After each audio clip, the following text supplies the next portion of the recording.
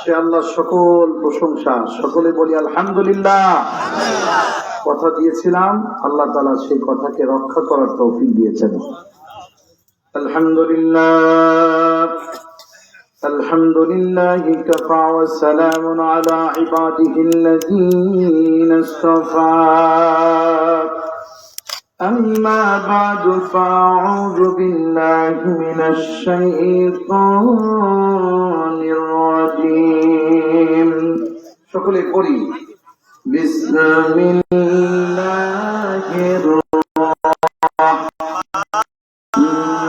রহমানির রহিম। আলিফ লাম রা। কিতাবুন আনজালনাহু ইলাইকা লিতুখরিজান নাসা মিনাল যুলুমাতি ইলান নূর। আল্লাহু আকবার।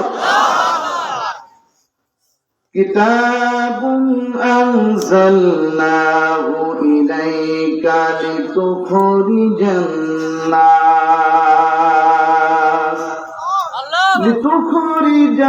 الناس من الظلمات إلى النور. وقال النبي الصادق المصدوق صلى الله عليه وسلم من صلى صلاتنا واستقبل قبلتنا وأكل ذبيحتنا فذلك المسلم الذي جمة الله وجمة رسول الله.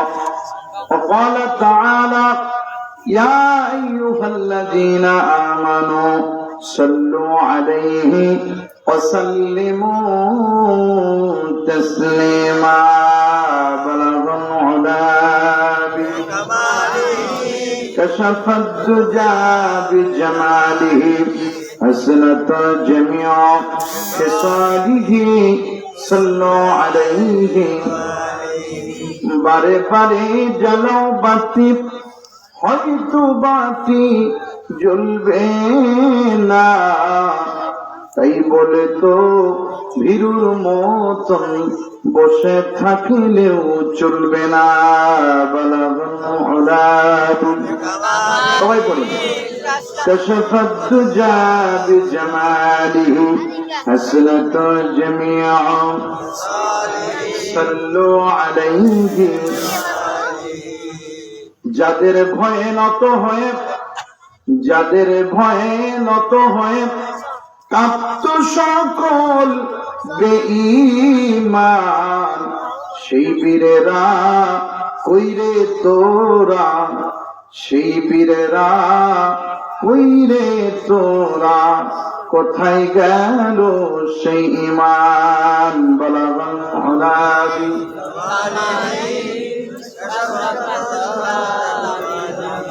হাসনাত জামিআ সাল্লু আলাইহি। আলহামদুলিল্লাহ, সমস্ত প্রশংসা সে মহান রব্বুল আলামিনের দরবারে, যে মহান আল্লাহ মখরজান ঈদগাহ মাঠের উদ্যোগে তৃতীয়তম অধিবেশন তাফসীরুল কোরআন মাহফিলের আজকের এই শেষ বক্তব্য আল্লাহ তাআলা আমার মতো গোলামকে পেশ করার তৌফিক দান করেছেন। আমার সামনে উপস্থিত আল্লাহ তাআলার আশিকিন, জাকিরিন, মুহিব্বিন, সালিহিন বান্দাগণ, পর্দার আড়ালে মা বোনেরা, আসন অলংকৃত করেছেন উক্ত মাহফিলের সম্মানিত সভাপতি, অন্যান্য দেগার উলামায়ে কিরাম। বক্তব্য সংক্ষিপ্ত করে আমরা মূল তাফসীরুল কোরআনে ঢুকতে চাই। কথা বলেন ঠিক না? কারণ দুনিয়াবি কথা বলার চেয়ে আল্লাহর কথা যদি কিছু সময় আলোচনা হয়, আখিরাতে ওজনের পাল্লায় ওগুলির নেকিতে ভরপুর হবে। কথা বলেন ঠিক না? অতএব এতক্ষণ আমার প্রিয়জনেরা আলোচনা করেছেন, তাদের সারাংশকে সুন্দরভাবে সমাপ্তির উদ্দেশ্যে আমি এখানে এসে সূরাতুল ইব্রাহিমের প্রথম আয়াতখানা তেলাওয়াত করেছি। মক্কা মদিনা থেকে যতদিন পর্যন্ত আল্লাহ আমার মতো গোলামকে নেয়, ততদিন পর্যন্ত কোরআন হাদিস থেকে মুখস্থ বক্তব্য বন্ধ করে দিয়েছি। যা আলোচনা এসেছে সব পড়ে মুখস্থ করে বুঝে এবং দেখে দেখে আলোচনা করি। সুবহানাল্লাহ বলেন। আজকের আলোচনাটুকু ঠিক যা দেখে এলাম মক্কা এবং মদিনায়, আজকে বাংলাদেশে গমন করেছি, সেগুলি আলোচনা হবে ইনশাআল্লাহ। এই আয়াতের তাফসীর থেকে মক্কা থেকে কেমন যেন দেখে দেখে আপনাদের চোখের সামনে তুলে ধরবো ইনশাআল্লাহ। বলেন, আপনারা কি আলোচনা শুনতে চান? কারা কারা চান হাত দুখানা তুলে দেখান। লিল্লাহি তাকবীর। মুখ খুলতে হবে। আমার আলোচনার সময় ঘুমন্ত মানুষের মতো, মুর্দা মানুষের মতো বসে থাকা চলবে না। আলোচনা বুঝতে হবে, বোঝাতে হবে, শুনতে হবে, শোনাতে হবে। আলোচনা আলোচনার মতো হতে হবে। ঘুমন্ত মানুষের সামনে আলোচনা করলাম, কাল সকালবেলা কেউ জিজ্ঞাসা করলো চায়ের দোকানে বক্তা কেমন ছিল? খুব ভালো ছিল। কি বলেছে? তা তো জানি না। কতক্ষণ না কেন? আলোচনা বলতে হবে, বুঝতে হবে, বুঝাতে হবে, ঠিক কিনা?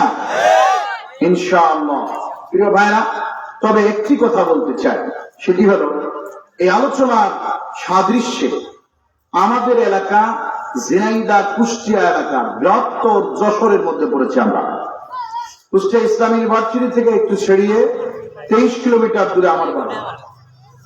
আমার ভাষা ইনশাআল্লাহ আপনারা বুঝবেন, কারণ যেহেতু আল্লাহ তাআলা প্রত্যন্ত অঞ্চলে কথা বলার সুযোগ দেন, কেউ এ পর্যন্ত বলে নাই হুজুর আপনার ভাষা বুঝতে পারিনি।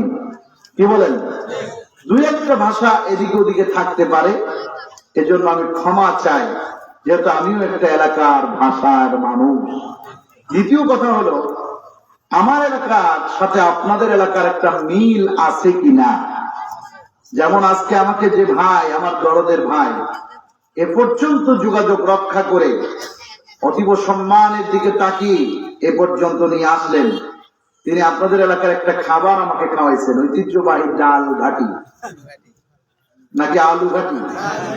এটা আসলে ঐতিহ্যবাহী। আমি যত এলাকায় আসি এটা আমাদেরকে দেয়। তো এটা ঐতিহ্য হওয়ার পিছনে মুরব্বীরা ভালো জানে কেন ঐতিহ্য, তবে খুবই সুস্বাদু। এইটা যেমন আপনাদের এলাকায় একটা ঐতিহ্য, ঠিকই আমাদের এলাকায় ঐতিহ্য আছে। কিন্তু কিছু এলাকা, সব এলাকায় আবার কিছু ঐতিহ্য সমানভাবে ঐতিহ্যবাহী। সুবহানাল্লাহ বলেন। দেখেন তো আমার ঐতিহ্যর সাথে আপনাদের ঐতিহ্যটা মেলে কিনা। সেটি হলো, আমাদের এলাকায় একটা গাছ আছে, গাছটি, ওই গাছ শীতকালীন সময় আসার আগেই গাছ কাটার একটা গাছই আছে। তিনি কি করেন, এত বড় বড় ছুরি, মাথাটা একটু ঘোরানো, একটা জিনিসের উপরে পানি দিয়া ওইটার উপর ওই ছুরিটাকে সুন্দর করে ধার দেন। কিছু সময় ডোলাডুলি করার পরে ছুরিটা যখন চকচকে হয়ে যায়, তখন তিনি আঙ্গুলের মাথা দিয়ে টেস্ট করেন। এরপরে যখন আঙ্গুলে ওনার প্রমাণ দেয় হ্যাঁ এটা সুন্দর ধারালো হয়েছে, তখন তিনি ওটাকে পিছনে একটা খাঁচার মধ্যে ঢুকিয়ে মাজার সাথে দড়ি আরো কিছু বেঁধে গাছটার মধ্যে উঠতে থাকেন। নির্দিষ্ট জায়গায় যে একটি বাঁশ বেঁধে ওর উপরে দাঁড়িয়ে মাজার সাথে আর একটা দড়ি বেঁধে পিছন থেকে ওটা বের করে চারদিকে ডালপালাগুলি ছড়িয়ে এরপরে নির্দিষ্ট একটি জায়গায় আরো বেশি করে কেটে সাদা অংশ বের হওয়ার পর তিনি তখন এরকম করে 3 কোনা করে কেটে নিচেই 2 কোনা মিশিয়ে দেন। এরপরে উপর থেকে কিছু কিছু গাছ আছে, কাটতে না কাটতে রস পড়তে পড়তে গাছের গা ভিজে যায়, এমনও গাছ আল্লাহ দিয়েছে। এরপর একটা নলি ঢুকিয়ে দেয়, 2 পাশে 2টা আংটা ঢুকিয়ে দেয়, একটা হাড়ি কিংবা হাড়া কিংবা জগ কিংবা মগ কিংবা খিলা কলস, তার মাথায় রশি বেঁধে 2 পাশের আংটায় বেঁধে দেন। যেই জায়গায় উপর থেকে আস্তে আস্তে করে রসগুলি এসে টপ টপ করে পড়ে, হাড়ার মুখটা খুব সুন্দরভাবে ওই জায়গা সেটিং করা হয়। বলুন তো দেখি, এরকম একটা গাছ আপনাদের এলাকায় আছে? মাশাআল্লাহ। তাহলে ঐতিহ্য, 2 ঐতিহ্যবাহী এলাকা মিলে গেছে। সুবহানাল্লাহ বিহামদিহি। ভাইরা, এই গাছের নাম কি? যুবকরা সবাই বলেন, ভাইরা বলেন, সবাই বলেন। আপনাদের এলাকায় আছে তো? এবছরে খেজুর গাছের রস খাইছেন আপনারা? কারা কারা খাইছেন দেখি? খান নাই? আমি সৌদি আরব থেকে আজকে প্রথম বাড়িতে আসলাম, একদম ভোর সকালবেলা। আসার পরে আমার মা আমাকে 2 ঢোক খেজুরের রস দিল। বললো বেশি খাইস না, গলা বসে যেতে পারে, খেদমত করতে পারবি না মানুষের, অল্প খা, বছরের ঐতিহ্য খাওয়া ভালো। সব ফল সব খাবার কিছু কিছু করে ভক্ষণ করবেন। এটি হলো শরীরের জন্য একটি প্রতিষেধক। সুবহানাল্লাহ বলেন। এই খেজুর গাছ বলেন তো দেখি, ওই কলস কিংবা কলসি কিংবা হাড়ি কিংবা টিলা যদি একটা আংটা খুলে যেই জায়গা পড়ছে রস ওর থেকে সরায় দেওয়া হয়, এক ফোঁটা রস কলসিতে যাবে কি? আওয়াজ দিতে হবে। আমার কথা বোঝা যায়?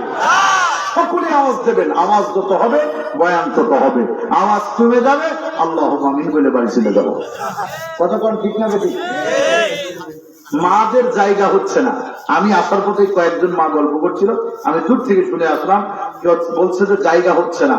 আমি মাদের বলবো একদম শীত তো, এজন্য মানুষের গায়ে একটা গরম আছে, একটু এগিয়ে আসেন, গায়ে গা মিলিয়ে বসেন, দেখবেন গরমে আরো মজা হবে ইনশাল্লাহ। ফাঁকা জায়গা বন্ধ করে বসি, আপনারাও ফাঁকা জায়গা বন্ধ করে বসেন, আশা করি মজা আছে সামনে আরো ইনশাআল্লাহ। আমার যুবকরা দাঁড়িয়ে আসো, আসো বাজানরা ভিতরে আসেন, একটু সামনে দাঁড়িয়ে সকলে দাঁড়িয়ে যান তো, লিল্লাহে তাকবীর। আরো দাঁড়িয়ে যান, লিল্লাহে তাকবীর, নারায়ে তাকবীর, নারায়ে তাকবীর। বীর মুসলমান ধরো আল কোরআন, বীর মুসলমান ধরো আল কোরআন, ফিরায়ে আনো হারানো সম্মান। নারায়ে তাকবীর, নারায়ে তাকবীর, নারায়ে তাকবীর। যে ঈমান বলে হয়ে বলিয়া,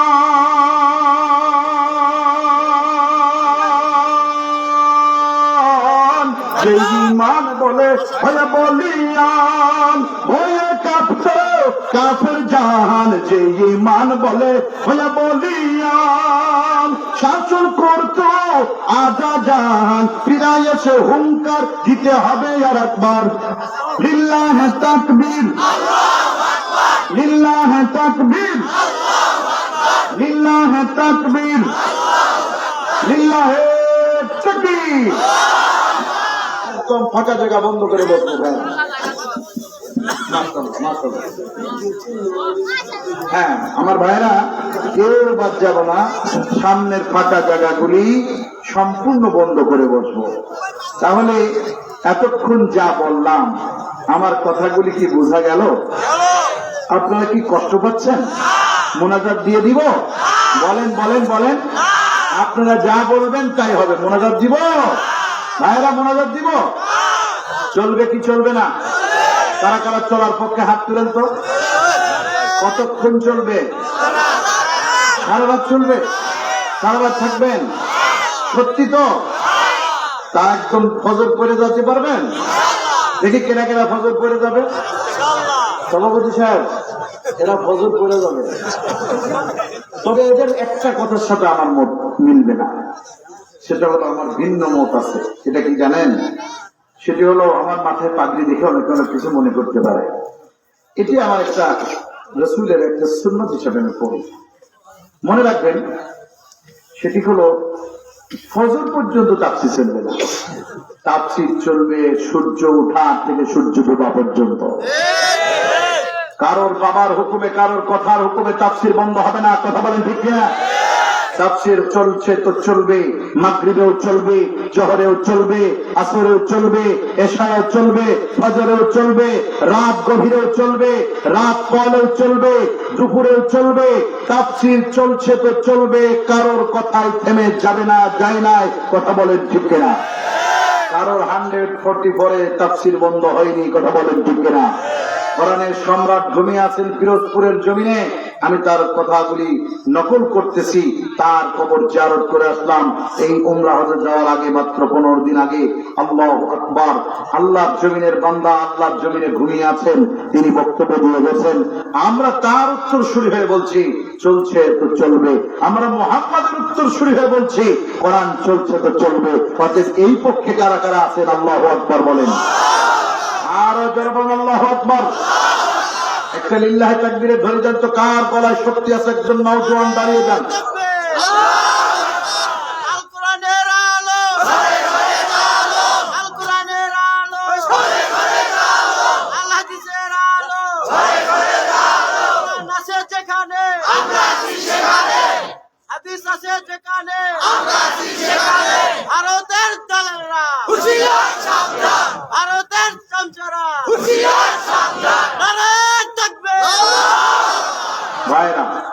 তাহলে যে গাছের কথা বলছিলাম মনে আছে তো?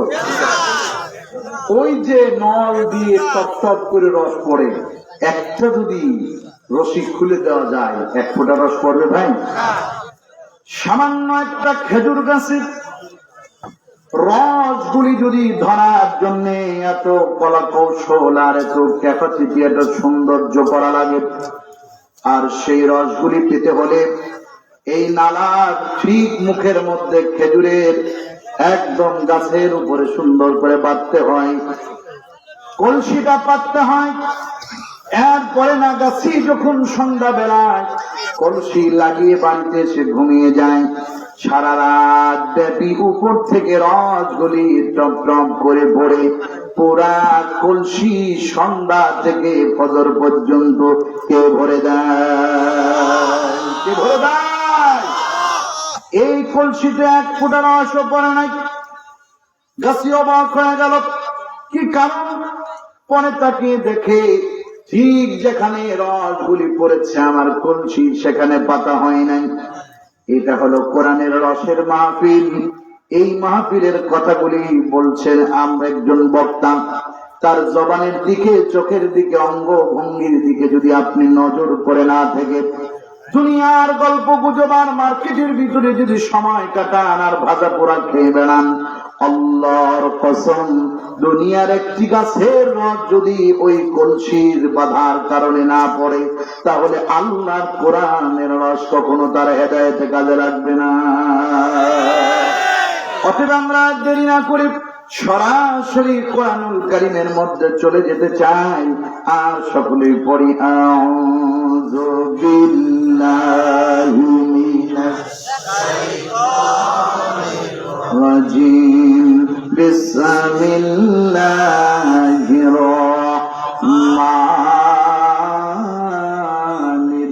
রহিম আলিফ লাম রা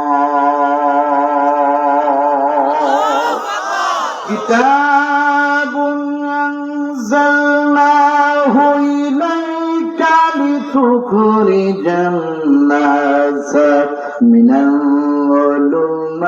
যুলুমাতি ইলান নূর। আল্লাহ পাক রব্বুল আলামিন কোরআনুল কারীমের এই সূরা ইব্রাহিমের 1 নম্বর আয়াতে কারিমার কি আলোচনা এনেছেন, আমরা এটা আলোচনা করব। গোটা পৃথিবীতে যত নবী ও রাসূল এসেছেন তার একজন নবীর নাম ইব্রাহিম। জরবান আল্লাহু আকবার। প্রথম নবীর নাম হযরত আদম আলাইহিস সালাম, মাঝখানে নবীর নাম ইব্রাহিম আলাইহিস সালাম, আর শেষ নবীর নাম মুহাম্মাদুর রাসূলুল্লাহ। এখানে আপনারা বসে আছেন, আমার জানটুকু মদিনার রাসূলের রওজার পাশে দাঁড়িয়ে আছে। সুবহানাল্লাহ। কারণ কালকেও রাসূলের রওজায় সালাম দিয়ে আসলাম।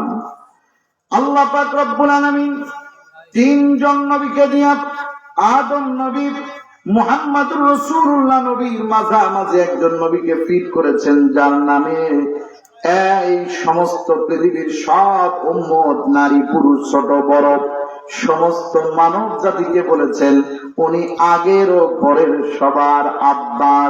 আল্লাহু আকবার। মিল্লাতা ইব্রাহিম হুয়া সাম্মাকুমুল মুসলিমিন।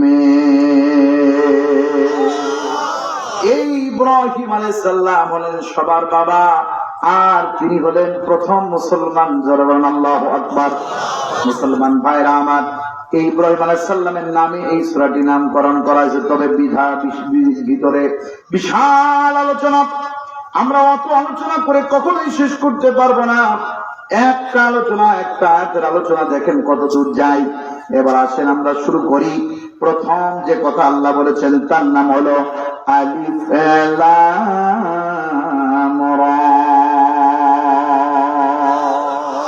প্রথম কথাটা বলেছেন আল্লাহ আলিফ লাম রা, হরফুল মুকাত্তাআত।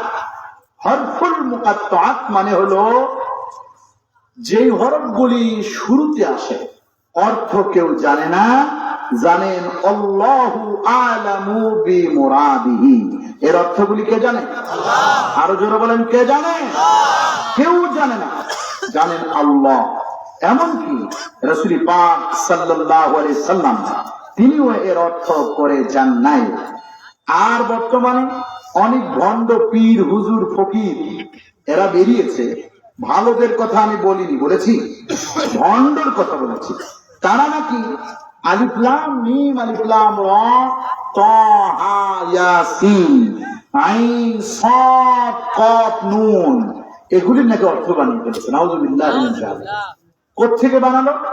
এমন একটা মানুষের সাথে আমার সিরাজগঞ্জের উল্লাপাড়ায় দেখা হলো। আমি তাফসীর করছিলাম ওখানে সূরাতুত তাহা। আলোচনা শুনে তহার শুরুতে তহা আছে না, এই কথাটা আলোচনা আনা লাগছিল। এটা হরফে মুকাত্তার, এর অর্থ আল্লাহ ছাড়া কেউ জানে না।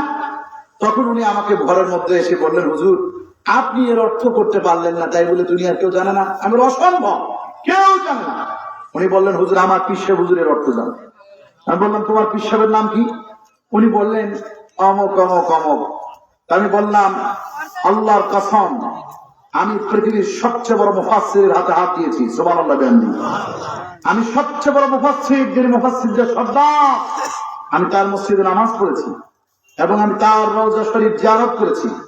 আমি তার ঘরে প্রবেশ করেছি। তিনি যে কিতাব লিখেছেন, বিশাল মাকতাবা, আমি সেখানে প্রবেশ করেছি। আমি তাকে এক এক করে কথাগুলি প্রমাণ দিতে লাগলাম। এরপরে বললাম, পৃথিবীর যতগুলি কিতাবখানা রয়েছে, অর্থাৎ লাইব্রেরি, সবচেয়ে বড় লাইব্রেরি একটি হলো আল আজহার বিশ্ববিদ্যালয়, এরপরে সৌদি কিং ফাহাদ, এরপরে এভাবে করে এশিয়া মহাদেশের মধ্যে হাতে গোনা একটি লাইব্রেরির নাম হলো ইসলামিক ইউনিভার্সিটির বাদশাহ ফাহাদ বিন আব্দুল আজিজ রহমতুল্লাহ আলাইহি লাইব্রেরি। তার ৪র্থ তলা এবং ৩ নম্বর তলায় আরবি এবং অন্যান্য ধর্মীয় গ্রন্থের সকল পাণ্ডুলিপি ওখানে জমা রয়েছে, পুরাতন, নতুন এবং অনেক, যা মানুষ খুঁজে পায় না এমন। মজার ব্যাপার হলো, আমি বললাম কোথাও এমন তাফসীর পাইনি, কেউ করে নাই। তোমার বিশ্ব বুজুর্গ এই তাফসীর করলেও চলবে না। কোন আল্লাহওয়ালা বুজুর্গ, ভালো মানুষ এই তাফসীর জানে না। এরপর আমি তাকে বললাম, শুনে রাখেন, আল্লাহ তাআলা আমাকে নিয়ে গেছেন তায়েফের জমিনে। কোথায়? তায়েফ। এবারও তায়েফ থেকে ঘুরে আসলাম। তায়েফের জমিনে বিশ্বনবী মুহাম্মদ সাল্লাল্লাহু আলাইহি ওয়াসাল্লাম তিনি ইসলামের দাওয়াত দিয়েছেন। এটি আমার বলার উদ্দেশ্য নয়। ইসলামের দাওয়াত দিতে যাওয়ার পর তার কাছ থেকে কেউ ঈমান আনে নাই, এতে আমার রাসূলের মান কমে নাই। বরঞ্চ নবী যখন মন খারাপ করে মক্কায় আসতেছিলেন, মক্কা শরীফ থেকে জান্নাতুল মাওয়া একটি কবরস্থান, এর মাঝামাঝি জায়গায় একটি মসজিদ আছে, নাম হলো মসজিদুল আল জিন, জিন মসজিদ বলা হয়। এই জায়গায় যখন নবীজি যাচ্ছিলেন, তখন কিছু অদৃশ্যের কথা আমার রাসূলের কানে গেল। তারা রাসূলকে ডেকে বলছেন, হুজুর আমরা আপনার মনের কথা জানি না, তবে আপনার মুখের ভাষা বুঝে ফেলেছি। হুজুর বললেন, তোমরা কারা? বললেন, আমরা জিন। কতজন আছো? এত। হুজুর বলছেন, কি চাও তোমরা?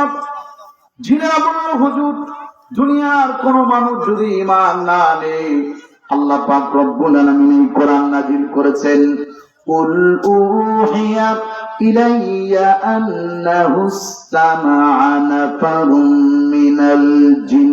চিল্লায় বলেন আল্লাহু আকবার। এটি শুধু মানুষের জন্য নাযিল হয় না, জিনের জন্য নাযিল হয়েছে।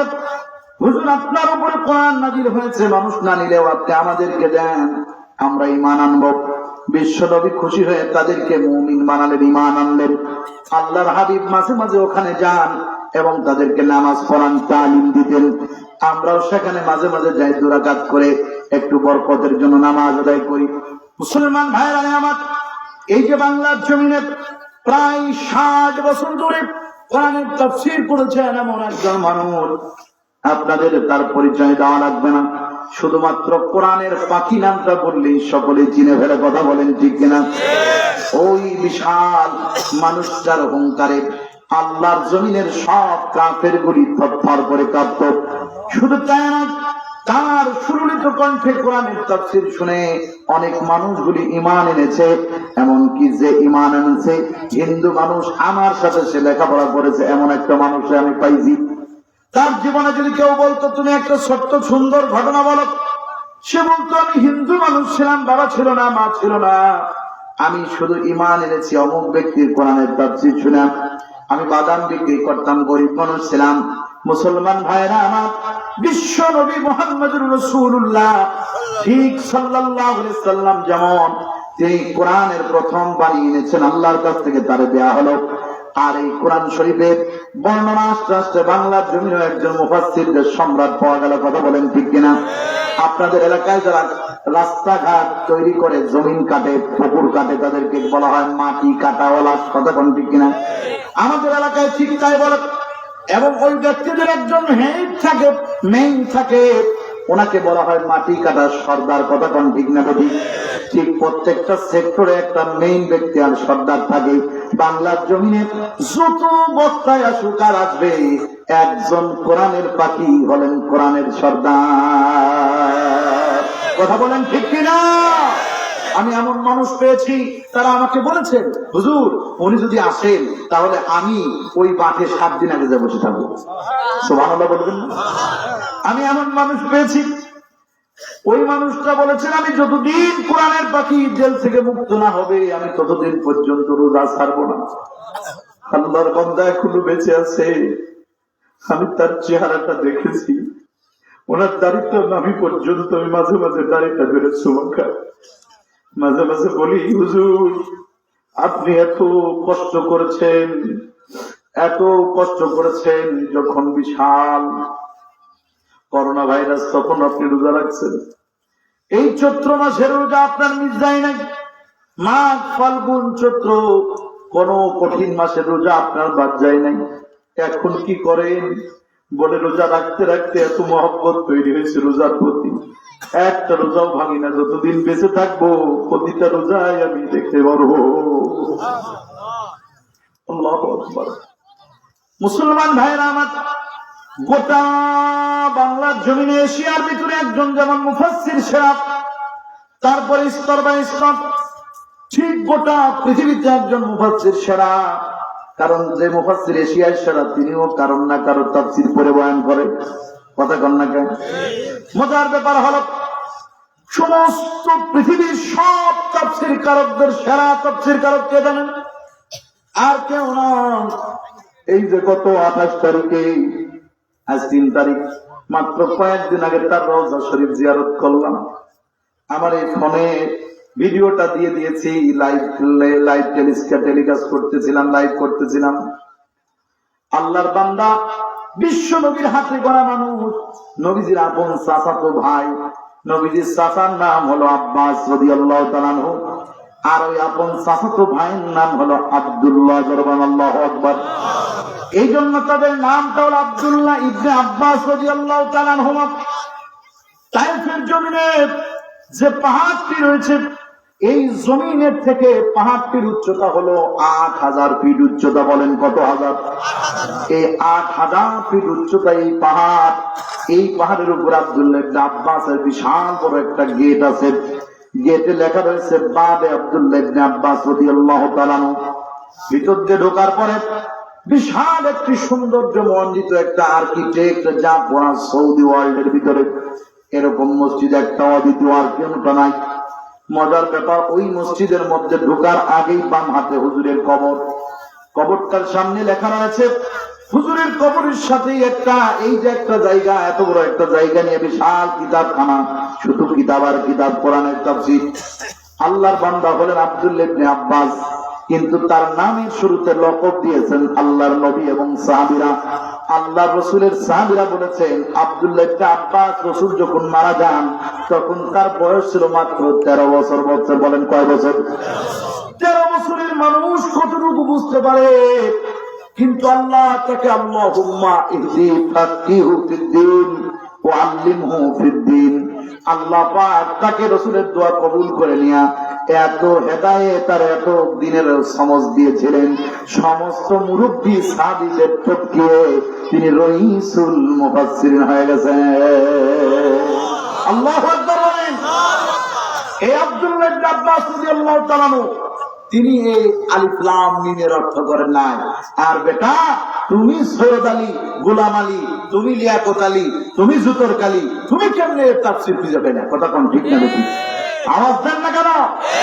সাবধান, কোরআনের তাফসীরের বিপক্ষে একটা মনোবাক্যম কথা বললে কাল কিয়ামতের ময়দানে জিহ্বা ফেলে দেবেন কে? আরো জোরে বলেন কে? মুসলমান ভাইরা আমার, তাহলে এই হরফুল মুকাত্তাতের অর্থ আল্লাহ ছাড়া কেউ। তবে একটা অর্থ আমি আপনাদের কাছে বলি, সেটা হলো এই, আমি দোকানে গেলাম, এই যে টিস্যু বক্স দেখতেছেন আমার হাতের মধ্যে, এটার নাম কি ভাই বলেন তো দেখি? Tissue box. টিস্যু বক্সটা নেওয়ার পর কিংবা একটা মোবাইল নিলাম, মোবাইল ফোনের খোলটা নেওয়ার পরে জিজ্ঞাসা করলাম, ভাই এই যে এই মোবাইলটা নোট 11, এই মোবাইলটার দাম কত? লোকটা আমাকে বললেন, হুজুর বক্সটা দেন। বক্সটা দিলাম, উল্টা পিঠ এবং সোজা পিঠ কি যেন খুঁজলো, খোঁজার পরে দেখা যাচ্ছে ওখানে লেখা রয়েছে 1339, ওই জায়গায় লেখা রয়েছে 1339। লোকটারে জিজ্ঞাসা করলাম, ভাই দাম কত? উনি আমাকে উত্তর দিলেন, হুজুর এটার দাম হলো 17,800 টাকা। জিজ্ঞাসা করলাম, এখানে লেখা রয়েছে 1339 টাকা, 17,800 টাকা কোত্থেকে পেলেন? লোকটি আমাকে মিসকি মিসকি হেসে বলল, হুজুর আপনি জানেন না, এটি হলো প্রত্যেক দোকানদারের শাড়িওয়ালা, অমকলা তমকলা, প্রতিটা দোকানদারের সাংকেতিক চিহ্ন, যার অর্থ দোকানদার বোঝে, খরিদ্দার বোঝে না। আপনাদের এলাকায় এরকম আছে না? আল্লাহ পাক রব্বুল আলামিন বলেন, গোটা কোরআন শরীফের সূরা ফাতিহা থেকে শুরু করে নাস পর্যন্ত প্রত্যেকটা আয়াতের তাফসীর বলে দিলাম, কিন্তু আমার কোরআন শরীফের কিছু কিছু অর্থ আমি জানি আর কাউকে বলি না। তাহলে আল্লাহ কোনগুলো বলছে আছেন সেই দিকে যাই। আল্লাহ বলছেন, কিতাবুন আনজালনাহু ইলাইকা লিতুখরিজান নাসা মিনাজ যুলুমাতি ইলান নূর। কিতাবুন আনজালনাহু ইলাইকা লিতুখরিজান নাসা মিনাজ যুলুমাতি ইলান নূর। কিতাবুন, এই কিতাব নাম কি? কিতাবুন, এই কিতাব আল কোরআন। আল্লাহ তোমার কালামুল্লাহ হাতে নিয়ে দেখাচ্ছি, কিতাবুন আনজালনা, এটি এমন এক কিতাব, সেই কিতাব আনজালনাহু হে রাসূল আপনার উপরে নাজিল করা হয়েছে, লিতুখরিজান নাসা ইলাইকা আপনার প্রতি, লিতুখরিজান নাসা যাতে করে লিতুখরিজা বের করে আনেন আপনি, ইলাইকা লিতুখরিজান নাস আপনার প্রতি নাজিল হওয়া কিতাব দিয়া মানুষদেরকে বের করে আনেন, লিতুখরিজান নাস মিনাজ যুলুমাত অন্ধকার থেকে ইলান নূর আলোর দিকে। সুবহানাল্লাহ বলে। এই কিতাবটা রাসূলের প্রতি নাজিল করা হয়েছে এই জন্য যাতে করে অন্ধকার থেকে মানুষকে আলোর দিকে নিয়ে আসতে পারে। আচ্ছা বলুন তো দেখি, এই অন্ধকারটা কি আর আলোটা কি? আর মানুষকে আল্লাহর রাসূল কোন অন্ধকার থেকে আলোর দিকে আনবেন? এই যে রড লাইট গুলি চালানো রয়েছে, আপনারা যে আলোর মধ্যে আছেন, মা বোনরা যে স্যাটেলাইটের একটা আলোর মধ্য দিয়ে, আলোক রশ্মির মধ্য দিয়ে বক্তা এবং এই জায়গার চেহারাগুলি তাদের সামনে তুলে ধরা হচ্ছে, এটিও একটি আলো। সূর্যের আলোক রশ্মি কোটি কোটি মাইল দূর থেকে জমিনে এসে পড়ে, এটিও একটি আলো। চন্দ্রের আলো, এরপরে তারকা রাজি সমূহের আলো এসে পড়ে। বলুন তো দেখি, এই সুইচগুলি, এই যে যেখানে আমার ভাই বসে আছেন, এই ভাইয়ের হাতে একটা সুইচ আছে, তিনি এক জায়গায় লাইন রেখেছেন, ওই জায়গা থেকে যদি সুইচটা বন্ধ করা হয় তাহলে আলো বন্ধ হয়ে অন্ধকার হবে কিনা? এরপরে সাথে যদি সুইচ দিবে তাহলে কি আলো হবে না? আল্লাহ কি এই আলোর কথা বলেছেন? কোন আলোর কথা বলেছেন? আল্লাহু আকবার। কোন আলোর কথা বলেছেন? যে আলো আসলে জুলুম থাকবে না, যে আলো আসলে স্বৈরাচার থাকবে না, যে আলো আসলে ঈমান আরো বেড়ে যাবে। সুবহানাল্লাহ বলবেন না? যে আলোর আসার আগ পর্যন্ত যুবক নামাজ পড়তো না, আলো এসে গেছে, এখন মাথায় টুপি, এখন মসজিদে যায়। সুবহানাল্লাহ বলবেন না? এ কি আলো? যে আলো আসার কারণে মহিলা মানুষ ঈমান তার ছিল না, ঈমান এনেছে, এমন ঈমানদার হয়েছে, নিজের স্বামীকে হাত ধরে তলোয়ার উঠিয়ে দিয়ে বললেন, যান আল্লাহর রাস্তায় জিহাদ করতে যান। স্বামী তারে বললেন, স্ত্রী, আমি যদি শহীদ হয়ে যাই তোমাকে কে দেখে রাখবে? স্ত্রী ডেকে বললেন, আপনি কি আল্লাহর উপর ঈমান আনেন নাই? সমস্ত মাখলুকের কাছে আল্লাহ পাক রব্বুল আলামিন নিজে তার রিজিক তার জবানে পৌঁছে দিয়েছেন। আল্লাহু ইয়ারযুকু মান ইয়াশাউ বিগাইরি হিসাব। রিজিক আল্লাহ ইচ্ছা করলে বেগয়ের হিসাব দিতে পারেন। কে পারে? কষ্ট হচ্ছে আপনাদের? এবার আসেন, আলোটা কি? আলো এমন এক জিনিস, ভালো করে বুঝেন। একজন যুবক মানুষ, এই জায়গায় যুবকরা আছেন 1 থেকে 40 বছর পর্যন্ত বয়স, কার কার হাত তোলেন আল্লাহু আকবার বলে। 1 থেকে 40-এর ভিতরে এই যুবকরা এত কম কেন? আমার মাহফিলে তো যুবকরা বেশি হওয়ার কথা, তবে এই জায়গাটা নতুন তো, এই জন্য অনেকে চিনে না। তবে 40-এর উপরে বেশি হায়াত, মানে বয়স কার কার থেকে 40-এর উপরে যুবকদের চেয়ে বৃদ্ধরা একটু বেশি। যাই হোক, হাত নামান। যুবকরা ভালো করে শুনবেন, যারা আমার বাজান না চাচারা ভালো করে শুনবেন। যুবক মানুষ, আচ্ছা বলুন তো দেখি, এ কথা আগুনের চেয়েও, পানির চেয়েও, সূর্যের আলোর চেয়েও সত্য। বিবাহ একটি মানুষের জীবনের সবচেয়ে বড় স্বপ্নের বড় স্বপ্ন। সুবহানাল্লাহ বলবেন না? নারী কিংবা পুরুষ যখন তার মধ্যে একটা প্রাপ্তবয়স্কতা আসে, তখন তার মধ্যে সঙ্গ, ভালোবাসা, মহাব্বত, একে অপরের বিপরীত লিঙ্গের টান তৈরি করে দেন কে? আরো জোরে বলেন কে? এটি একটি বিশাল ব্যাপার। একটি যুবকের মধ্যে একটা আলাদা স্বপ্ন গুনতে থাকে, একটি নারীর মধ্যে একটা স্বপ্ন। মজার ব্যাপার হলো, কষ্ট পেন না, এই বিবাহ করার পর নারী ও পুরুষ তাদের একটা রাতের নাম হলো বাসর রাত, ফুল সজ্জা রাত। হয় কি হয় না? আবার অনেকের কপালে এটা জোটে না। কিছুদিন আগে ব্রাহ্মণবাড়ি একটি সংবাদ পেলাম, বিবাহ করে বাড়ি ফেরার পথে আল্লাহর কাছে সাড়া দিয়ে চলে গেছে। এরকম পাওয়া যায় না? এরপর আমাদের ঝিনাইদহ যশোরে একটি সংবাদ এরকম এসেছে যে বিবাহ করতে যে এক হিন্দু যুবকের বিবাহ, অনেক মুসলমানরা গেছে, বাসে ট্রেনের সাথে সংঘর্ষ হয়ে 12 জন সাথে সাথে বিদ্যুৎ, একদম ডেট এক্সপায়ার হয়ে গেছে, বডি ডেট হয়ে গেছে, মারা গেছে। এরকম হয় না? বর সহ সবাই মারা গেছে। একজন সাহাবী যুবক বিবাহ করতে গেলেন, আর আগেকার যুগের মুরব্বীরা ভালো জানেন, আগেকার যুগের বিবাহ হতো রাতের বেলা, এখন তো দিনের বেলায়, জোহরে, আসরে, মাগরিবে, এশায়, ফজরে সব সময় হয়। আমি একটা মাহফিল করতে গেছি ফরিদপুর উপজেলা, ফরিদপুর জেলা, বোয়ালমারী থানায়। সেখানে মাহফিলের ময়দানে এসে একজন আর একজনের সাথে চলে গেছে, বিয়ে হয়ে গেল। তাহলে বিবাহের কোনো সময় আছে নাকি? তবে আমি আপনাদের বলতেছি, যুবকরা প্রত্যেকটা দোকানে দোকানে যাওয়া, একটা যুবক যেন দোকানে থাকে না, কারণ মাহফিল কোন আড্ডাখানা নয়। কথা বলেন না কেন? মাহফিল আড্ডা দেওয়ার জন্য তৈরি করা হয় নাই। প্রত্যেকটা নারী মাহফিলে আসছে, আমার মারা বড় কষ্ট করে মেয়েদের হাত ধরে এনে বসাবেন, এরপরে হাত ধরে নিয়ে বাড়ি পৌঁছে যাবেন। সুযোগ পায়া, হ্যালো এসে গেছি, তাড়াতাড়ি চলে আসো। এই সুযোগ মাহফিলে নোংরামি করতে দেওয়া যাবে না। এটা কনসার্ট নয়, এটা কোরআনের মাহফিল। কথা বলেন ঠিক কিনা? এটি আড্ডার দিকে টেনে নেওয়া যাবে না, যাবে না, যাবে না। যদি আসতে ভালো না লাগে, বাড়ি বসে ঘুমাও, ফজরের নামাজ পড়তে যেও। কথা বলেন ঠিক কিনা? কষ্ট হচ্ছে ভাইরা আমার? রাতের বেলায় বিবাহ শাদী সেরে বাড়ি স্ত্রী নিয়ে আসতে ওই সাহাবীর কিছু সময় বেশি হয়ে গেল।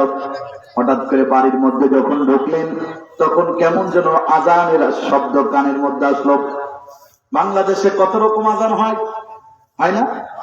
বাংলাদেশের মাইকও যেমন আজানও তেমন আছে না?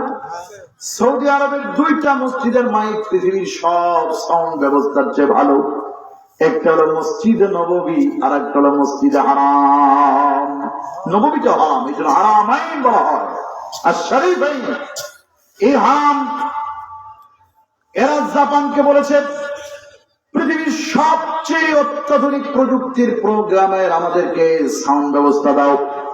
এত সুন্দর সাউন্ড ব্যবস্থা, একটা মাইকের সাথে আর একটা মাইকের কোনো বাড়ি খায় না, কিন্তু আজানগুলি, আওয়াজগুলি মানুষের হৃদয়ের কর্ণ পড়িয়ে ঢুকে যায়। বাংলাদেশে আজান দিলে আমাদের দেশে অনেক কুকুর পর্যন্ত ডাকে, শুনছেন না? এই জন্য মুয়াজ্জিনের দোষ না, কুকুরে ডাকে শয়তানে ওরে হামলা করে থাকে। অন্য লাইন আছে। আমাদের মুয়াজ্জিন গুলো রাখে 1500 টাকা দিয়ে, কি আজান দিয়ে আপনারা শোনাবে বন্ধ? আমি এক মসজিদে নামাজ পড়তেছি, মাহফিলে যাচ্ছি দিনাজপুরে, একদম শেষ সীমানায়। মাহফিলে যাওয়ার পথে নামাজ পড়েছি এক মসজিদে, আজান দেওয়ার পরে নামাজ পড়েছি। নামাজ পড়ে কিছু সময় মনে করলাম একটু রেস্ট নিই, অনেক জার্নি হয়েছে। কারণ আমি আজকে এ পর্যন্ত জার্নি করেছি প্রায় 38 থেকে 39 ঘন্টা। এই পর্যন্ত আজকে এই পর্যন্ত বয়ান চলছে, একটু ঘুমানোর সময় পাই না। আমার ভাই ভিতরে বলতেছিল আপনার খুব ঘুমের অভাব, কিন্তু খেদমতের উদ্দেশ্যে আমি দৌড়ে চলে এসেছি। মজার ব্যাপার হলো, মুয়াজ্জিন আমারে বলতো হুজুর যদি নামাজ হয়ে যায় তাহলে সুন্নতটা বারান্দায় যায় পড়ে। বললাম কেন? বলছে হুজুর একটু তালা মারবো তো, আমার একটু কাজ আছে। আমি বললাম যে আমি জানি। তারপরে বলছে আপনার কাজের জন্য মসজিদ বন্ধ করে দিয়ে চলে যাবেন। হুজুর মাত্র 2000 টাকা বেতন দেয়, এই দিয়ে সংসার চলে নাকি? অন্য কিছু চিন্তা করা লাগে। আমি বললাম আপনি আমার সূর্য বন্ধ করে দিয়ে চলে যান। মুসল্লিদেরকে যে সূর্য বন্ধ করে দিয়েও চলে যায় না, এরই তো কপাল। কারণ যেভাবে ওরা রাখছে, একটা জোনেরও প্রতিদিন 1000 টাকা দেওয়া লাগে। কথা বল না কেন? একটা এসি মিস্ত্রি আসে, একটা নাট টাইট দিলে 3000 টাকা এমনি নিয়ে চলে যায়। কেমনে নেয় ওরা ঠিক পায় না, জানি তো। এই মোবাইল ছাড়া মিস্ত্রি গুলো তৈরি হয়েছিল ক্যাসেট ছাড়া মিস্ত্রি, রেডিও ছাড়া মিস্ত্রি থেকে মোবাইল ছাড়া। ওরা একটু ঝাড়ু টাড়ু দিয়ে একটু হিটমিট দিয়ে দিলে আলহামদুলিল্লাহ ভালো হয়ে গেল। আর না হলে কয়েক সব সাজাইছে মাঝে বাইরে গেছে, আর চলবে না। যা বলবে এটা বিশ্বাস করা লাগবে। মনে করলাম ডিজিটাল যুগ, চেয়ারম্যান মেম্বাররা মনে হয় খাতে পারবে না। এখন দেখলাম ডিজিটাল কায়দায় লাগতেছে। কথা বললাম ওই মসজিদ আপনারা কি বক্তব্যের ওই আজান দেবে, মদিনার আজান দিয়ে শোনাবে?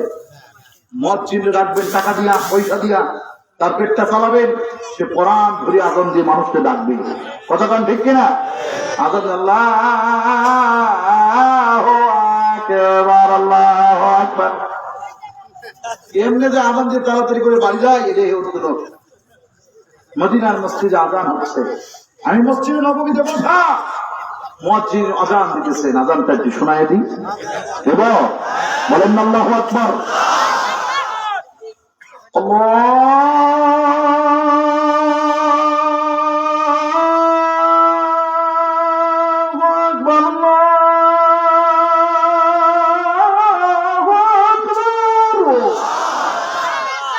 ওদের আজানের আর মাইকের আওয়াজের একটা তাল মনে হয় যেন দিলের ভিতরে শীল হয়ে বের করছে। সুবহানাল্লাহ। 2-3 মিনিটের মধ্যে পুরা মক্কা ও মদিনা ভরপুর হয়ে যায়। সুবহানাল্লাহ। মানুষগুলি পঙ্গপালের মতো আসে, ঘরে বাড়িতে হোটেলে মলে যে যেখানে আছে নামাজের জন্য দৌড়ে আসে। আর আমাদের মুসল্লিরা নামাজের আজান শুনে পালায়। কথা বল না কেন? মসজিদে নববীতে আজান হয়ে গেল, হযরতি সাহাবী যুবক মানুষ বাড়িতে স্ত্রী নিয়ে প্রবেশ করেছেন। আজান যেই দিক না কেন নামাজ পড়াবেন বিশ্বনবী মুহাম্মদ সাল্লাল্লাহু আলাইহি ওয়াসাল্লাম। আমরা কত ইমামের পিছনে নামাজ পড়ি, কত ইমামের সুন্দর ভালো আলোচনা, ভালো তেলাওয়াত, কিন্তু মসজিদে নববীতে আর হারামে যে সব ইমামরা আজান দেয়, নামাজ যারা না আজান দেয় এবং নামাজ পড়ায় তারা পৃথিবীর 1 নম্বর। এই দিনও এশার নামাজ পড়ালেন আব্দুর রহমান আস-সুদাইসি রাহিমাহুল্লাহ। কি যে তেলাওয়াত, গায়ের পশমগুলি দেখেন দাঁড়ায় যায়। আব্দুর রহমান আস-সুদাইসির তেলাওয়াত গুলি এত সুন্দর, পাখিগুলি মনে হয় যেন থেমে যায়, আওয়াজগুলি কলহ বন্ধ হয়ে যায়। আলহামদুলিল্লাহি রাব্বিল আলামিন। الرحمن الرحيم مالك يوم الدين إياك نعبد وإياك نستعين اهدنا الصراط المستقيم صراط الذين أنعمت عليهم غير المغضوب عليهم ولا الضالين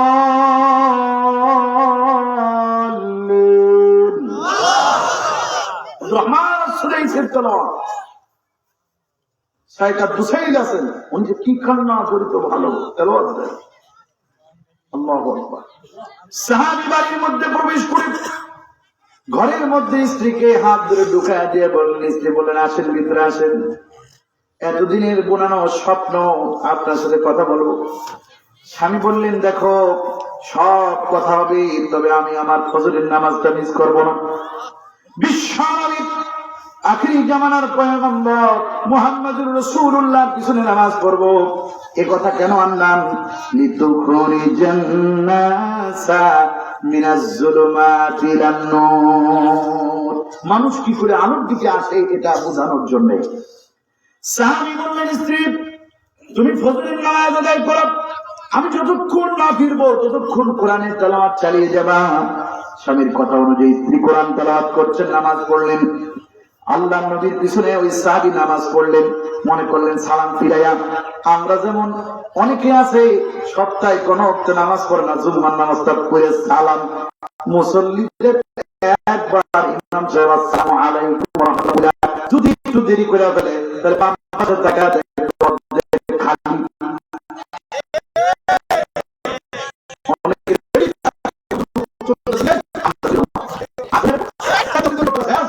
কিছু থাকে আর কি। আমি মসজিদে দৌড়ানোর জন্য ওরা রেডি থাকে, শয়তান তো চাবি দিয়াই রাখে যে হুজুরে সালাম ফিরাবে আর ও মারবে, ওরা দৌড়। সুন্নাত নাই, আরো কিছু নাই, মসজিদে থাকছে এত কষ্ট হয় কেন? তোমরা ইসলামী হুকুমত কায়েম করবা, তোমরা মসজিদ ভিত্তিক জীবন ধারণ করো। রাসূল বলেছেন কিয়ামতের দিন কোন আলো থাকবে না, কোন ছায়া থাকবে না, আরশে আজিমের নিচে ওই সকল যুবকের ছায়া দেওয়া হবে যারা যৌবন বয়সে ইবাদতে মগ্ন ছিল। সুবহানাল্লাহ। এত সহজ।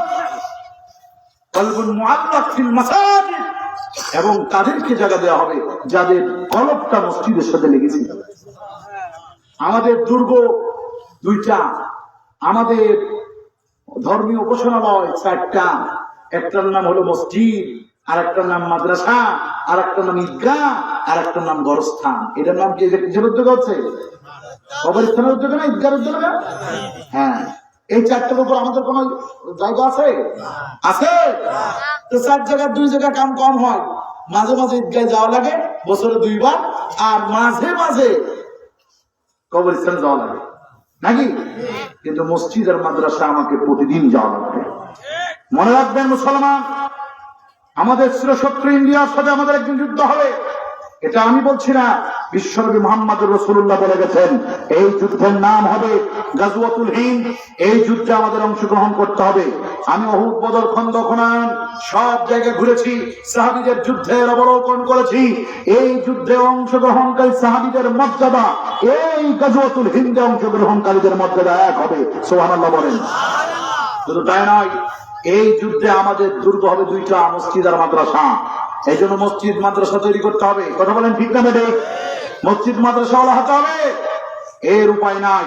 দেখেন না সারা পৃথিবীর সমস্ত কাফের, বেঈমান, মুশরিক, মুসলমান সবাই যার যার জমিনের নিচে, যার যার দেশের নিচে, পাহাড়ের নিচে, পর্বতের নিচে, পানির নিচে, জলের নিচে, স্থলের নিচে তারা খুঁজে তেল, গ্যাস, এরপর রূপা, সোনা। আর ইন্ডিয়ারা খুঁজে মসজিদের নিচে মন্দির আছে কিনা। কথা বলেন ঠিক কিনা? আওয়াজ দেন ঠিক না ঠিক? আর তারা আমাদেরকে শিখায় তা আমরা নাকি অজাতিদেরকে ধ্বংস করি, আমরা নাকি যারা অল্প তাদেরকে মারি। কথা বল নাউজুবিল্লাহ বলেন। কোন হিন্দু ভাই থাকলে কষ্ট পায় না, আমি তোমাদের ভালোবাসার মানুষ। মুসলমান ভাইয়েরা, নামাজ সাহাবী রাসূলুল্লাহর পিছনে নামাজ পড়লেন, আল্লাহ নবী নামাজ পড়ালেন। বলেন তো দেখি কত মজার হতে পারে। রাসূলুল্লাহ নামাজ পড়ায়া দিয়াই সাহাবী উঠে যাবে ভাব। নবীজি বললেন কেউ উঠবা না, সবাই বসে দাও। সাহাবী আর উঠতে পারলেন না, খুব মজা করে শোনেন, বসে পড়লেন। কারণ উনি তো যাই স্ত্রীর সাথে কথা বলবেন, কথা কোন ঠিক না বেঠিক, জীবনের লালিত স্বপ্ন।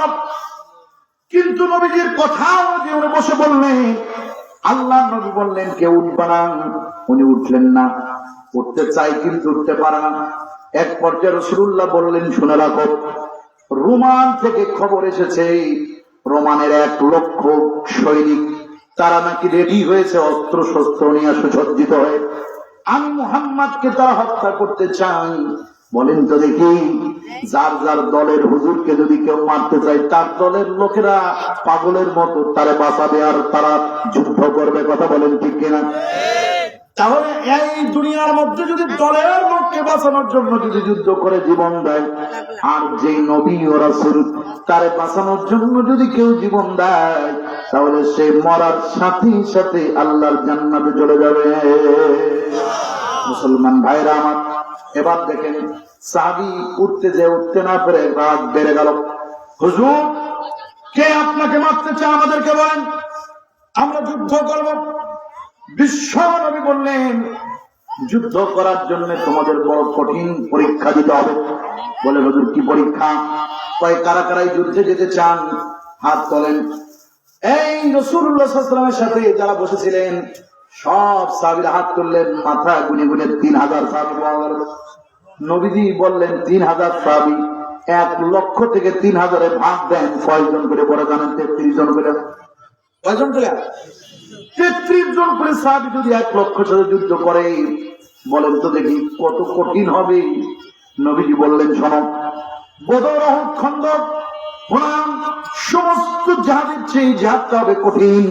এই জিহাদের ময়দানে একজন সেনাপতি হলে চলবে না, এই জিহাদের ময়দানে 2 জন হলেও চলবে না, 3 জন সেনাপতির নাম ওসমান থেকে আসছে। আল্লাহ নবী বললেন, আমার সাহাবী, আমার পালক পুত্র যায়েদ বিন হারিসা, কোথায় তুমি দাঁড়িয়ে যাও। ওই কোণা থেকে যায়েদ বিন হারিসা দাঁড়িয়ে গেলেন। রাসূলুল্লাহ বললেন, আমার কলিজার টুকরা সাহাবী জাফর বিন আবী তালিব, কোথায় তুমি দাঁড়িয়ে যাও। জাফর বিন আবী তালিব দাঁড়িয়ে গেলেন। আল্লাহর হাবিব বললেন, আমার সাহাবী ওই যুবকের কথা বলতেছেন। এবার দেখেন, আমার সাহাবী আব্দুল্লাহ বিন রাহা, কোথায় তুমি আছো নাকি? আজকে রাতে তোমার বিবাহ ছিল, তুমি কি ফজরে আসছো নাকি? ওই সাহাবী কাঁপতে কাঁপতে দাঁড়ায় গেলেন। আল্লাহ নবী বললেন, ও সাহাবায়ে কিরাম, আমি রাসূলুল্লাহ বলতেছি, এই জিহাদের ময়দানে প্রথম সেনাপতি আব্দুল্লাহ বিন রাহা, আব্দুল্লাহ আর জিহাদের সেনাপতি প্রথম সাহাবী আমার কলিজার টুকরা, আমার পালক পুত্র যায়েদ বিন হারিসা। 2 নম্বর সেনাপতি জাফর বিন আবী তালিব, 3 নম্বর সেনাপতি আব্দুল্লাহ বিন রাহা। তোমরা দ্রুত বাড়িতে চলে যাও, তোমাদের বিবি বাল বাচ্চা মা বাবার কাছ থেকে তোমরা শেষ বিদায় নিয়ে আসো। হযরত আব্দুল্লাহ বিন রাহা বুঝতে বাকি রইল না, জীবনের এই বছর মাত্র আর কথালে জুটল না, অতীত সকলেই দৌড়ে চলে যাচ্ছেন, আর হযরত যায়েদ বিন হারিসা দাঁড়িয়ে আছেন। রাসূলুল্লাহ বললেন, তুমিও যাও, তোমার মায়ের কাছ থেকে ছুটি নিয়ে আসো। হযরত যায়েদ বিন হারিসা ডেকে বললেন, হুজুর, আমার মা তো সেই মা না, সেই মায়ের কাছ থেকে নতুন করে সময় নেওয়া লাগবে, ছুটি নেওয়া লাগবে। আমার মা ঘরের মধ্য থেকে আপনার বয়ানগুলি শুনতেছে। আমার মা যখনই শুনেছে আমার নামটা ঘোষণা হতে, আমার মা তখনই আনন্দ আপ্লুত হয়ে অন্তর থেকে আমার বিদায় দিয়ে দিয়েছে। বিশ্বনবী বললেন, যায়েদ বিন হারিসা, বুঝতে পেরেছি, তুমি বসে যাও। হযরত জাফর বিন আবী তালিব বাড়িতে ছুটে চললেন। বাড়িতে যাওয়ার পরে তার ছিল বিবি বাল বাচ্চা ছিল। তিনি ঘরের মধ্যে ঢোকার আগেই উঠান থেকে ডাক দিলেন, বিবি রে, কোথায় তুমি? বেরিয়ে আসো। বিবি বেরিয়ে আসলেন। ঘরের মধ্যে না ঢুকেই বললেন, বিবি বেরিয়ে আসো। বিবি বললেন, হুজুর, আপনার মনটা মলিন দেখতে পাই কেন? বলে, আমার মনটা এই জন্য মলিন নয়, আমার মনটা মলিন হলো তোমাদের খেদমত অন্তর দিয়ে, মন দিয়ে, দেহ দিয়া, জীবন দিয়ে করতে পারলাম না। কিছুটা হলেও খেদমত করেছি, অনেক খেদমতের ত্রুটি আছে, তোমরা আমারে মাফ করে দিও। আমার সন্তান গুলিয়ে তুমি আল্লাহর রাস্তায়, জিহাদের রাস্তায় পরিচালনা করিও, আর আমারে বিদায় দাও। আল্লাহ নবী আমার জিহাদের সেনাপতি বানায় দিয়েছে। আল্লাহর হাবিবের কথা অনুযায়ী আমি চলে যাচ্ছি।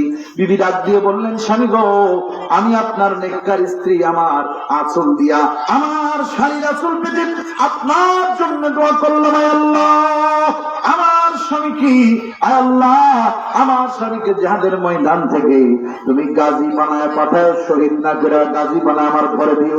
হযরতে জাফর বিন আবী তালিব এই দোয়া করার কথা শুনে তিনি নিজের তলোয়ারখানা উত্তোলন করলেন। উত্তোলন করে বিবির হাতের উপরে উল্টা বিদ্যা মৃদুয়াঘাত করে বললেন, বিবি উল্টা দোয়া করো না, উল্টা দোয়া করো না। আল্লাহর দরবারে তোমার দোয়া কবুল হবে না, কারণ এই জিহাদের ময়দানে আল্লাহর পক্ষ থেকে আমাকে শাহাদাতের মৃত্যু নসিব হয়ে গেছে। বিবি ডাক দিয়ে বললেন, কি করে আপনি বুঝলেন? আল্লাহ নবীর সাহাবী দেখে বললেন, বিবি আল্লাহ নবী আমার আগে একজন সাহাবীর নাম ঘোষণা করেছেন, আমার নাম 2 নম্বরে, 3 নম্বরে আমার সাহাবার পর একজন আছে। এই জিহাদে বাঁচার কোন লাইন নাই, অতএব আমার নাকের ভিতরে জান্নাতের গন্ধ পেতেছি, আমাকে তুমি বিদায় দাও। এই বলে তিনি রওনা করলেন মদিনার দিকে। পিছন থেকে জামার আস্তিনের টুকরা ধরে বিবি টান দিয়ে ধরে বললেন, একবারের জন্য সন্তান গুড়ির কোলের মধ্যে করে নিয়ে আপনি একটু আদর করে যান। বিবি ডাক দিয়ে বললেন, আপনি একটু আদর করেন প্লিজ, আপনার কাছে আমি অনুরোধ করি, বিনোদ করি। বিবির দিকে তাকায় বলে, বিবি সন্তানকে যদি মায়া করি আর কোলের ভিতরে নি, দুনিয়ার মায়া আমাকে অন্তরের মধ্যে গ্রাস করতে পারে, অতএব তুমি আমারে ছেড়ে দাও, আর এই দুনিয়ার কথা বলো না, আমারে তুমি মাফ করে দিও। এই কথা বলার সাথে সাথে হযরতে আব্দুল্লাহ বিন রাওয়াহা, হযরতে যায়েদ বিন হারিসা, হযরতে জাফর বিন আবী তালিব তিনি বিবির কাছ থেকে বিদায় নিয়ে আব্দুল্লাহ বিন রাওয়াহা বিবির কাছে যাওয়ার পরে বলছে, বিবি রে ঘরের মধ্য থেকে বেরিয়ে আসো। বিবি বললেন, আপনি না আমারে বললেন কোরআন তেলাওয়াত করো, নামাজ পড়ো, আমি আসতেছি, ঘরটা ওসানো আছে, হালকা দরজা দেও, আপনি ঘরের মধ্যে আসেন। বললেন, ঘরের মধ্যে আমি আর যাব না, বিশ্ব নবী আমারে জিহাদের ময়দানে পাঠায় দিতেছে, তোমার সাথে আমার বাসর হলো না, তুমি আমারে মাফ করে দিও। তোমার চেহারাটা আমি একবারের জন্য ভালো করে তাকিয়ে দেখি নাই, রাতের অন্ধকারে আমি ঠিক মতো দেখতে পারি নাই। তবে বিবিরে তুমি এই মদিনার সুশ্রী সুন্দরী এক রূপবতী গুণবতী নারী, বিবি তুমি আমারে বিদায় দাও, কিয়ামতের দিন তুমি আমায় আল্লাহর দরবারে দাঁড় করিও না, আমি তোমার হক পালন করতে পারি না। বিবি বললেন, ভিতরে একবারের জন্য আসেন, একবারের জন্য ভিতরে আসেন, আমি আপনার চেহারাটা দেখি। আব্দুল্লাহ বিন রাওয়াহা বললেন, তুমি আমারে দুনিয়ার মায়া দিয়ে দেখো না, আমাকে দুনিয়ার মায়া দিয়ে এখন আর দেখো না। বিবি বললেন, আমি আপনাকে দুনিয়ার কোন লোভ লালসার কথা আপনাকে মনে করিয়ে দিব না, বরং আপনার চেহারাটা একবারের জন্য দেখবো, যাতে করে কিয়ামতের ময়দানে আপনারে দেখে আমি চিনে নিতে পারি ইনি আমার সেই শহীদ, সেই স্বামী। আল্লাহ নবীর সাহাবী বললেন, ও বিবি এতটুকুই যদি হয় তাহলে আর দেখা লাগবে না। বিবি বললেন, কেন? বলে, এই জন্য যে আজকে যদি মরে যায় কবে কিয়ামত হবে, কত কোটি বছর পরে আর মরে থাকবে না। তবে এতটুকু বলে যাই, আল্লাহ পাকের জন্য আমি জীবন দিতে যাচ্ছি, তুমি আমার বিবি ঈমান ধরে রেখো, শেষ পর্যন্ত কিয়ামতের দিন আল্লাহ পাক রব্বুল আলামিন আমার সাথে তোমার সাক্ষাৎ করিয়ে দিবেন। আল্লাহু আকবার বলে 3 জন রাসূলুল্লাহর সামনে দাঁড়ান। দিনটা ছিল জুম্মার দিন, আজকের এই দিনের দিন শুক্রবার। নবীজি যখন তাদেরকে পেলেন 3000 সাহাবীকে নিয়ে, আল্লাহ নবী মদিনা থেকে একটু দূরে গিয়ে সাহাবীদেরকে যেখান থেকে বিদায় দিতেন, বিদায় দেওয়ার সময় বললেন, শুনে রাখো আমার সাহাবায়ে কেরাম, কখনোই কোনো বৃদ্ধাকে মারবা না, মুরব্বী মানুষকে মারবা না, কোন বৃদ্ধ কোন মুরব্বীকে মারবা না, কোন নারী পুরুষকে মারবা না, কোন কন্যা কিংবা কোন শিশু হত্যা করবা না, কোন গাছপালা তোমরা কাটবা না, কোন ফসল জ্বালিয়ে দিবা না, কোন উপাসনালয়ের উপরে হামলা করবা না, তোমরা তাদের সাথে যুদ্ধ করবা যারা ঈমানের পথে, আল্লাহর পথে, ইসলামের কোরআনের কথাগুলি বলতে নিষেধ করে, সুন্নাত বাস্তবায়নে যারা প্রতিরোধ করে, তাদের সাথে তোমরা আল্লাহর জন্য জিহাদ করবা। হযরতে সাহাবায়ে কেরাম রাসূলুল্লাহর কথা শুনে চলতে লাগলেন। বিশ্ব নবী বললেন, যেখানে তোমাদের জুম্মার নামাজের শক্ত হবে সেখানে জুম্মা পড়ে নিও। সাহাবায়ে কেরাম চলতে লাগলেন। হঠাৎ করে নবীজি জুম্মার দিনে জুম্মার আলোচনা করতেছেন। এমন সময় বিশ্ব নবী মুহাম্মদুর রাসূলুল্লাহ সাল্লাল্লাহু আলাইহি ওয়াসাল্লাম, আল্লাহু আকবার, আল্লাহু আকবার, আমার নবীজি জুম্মার খুতবা দিতেছেন।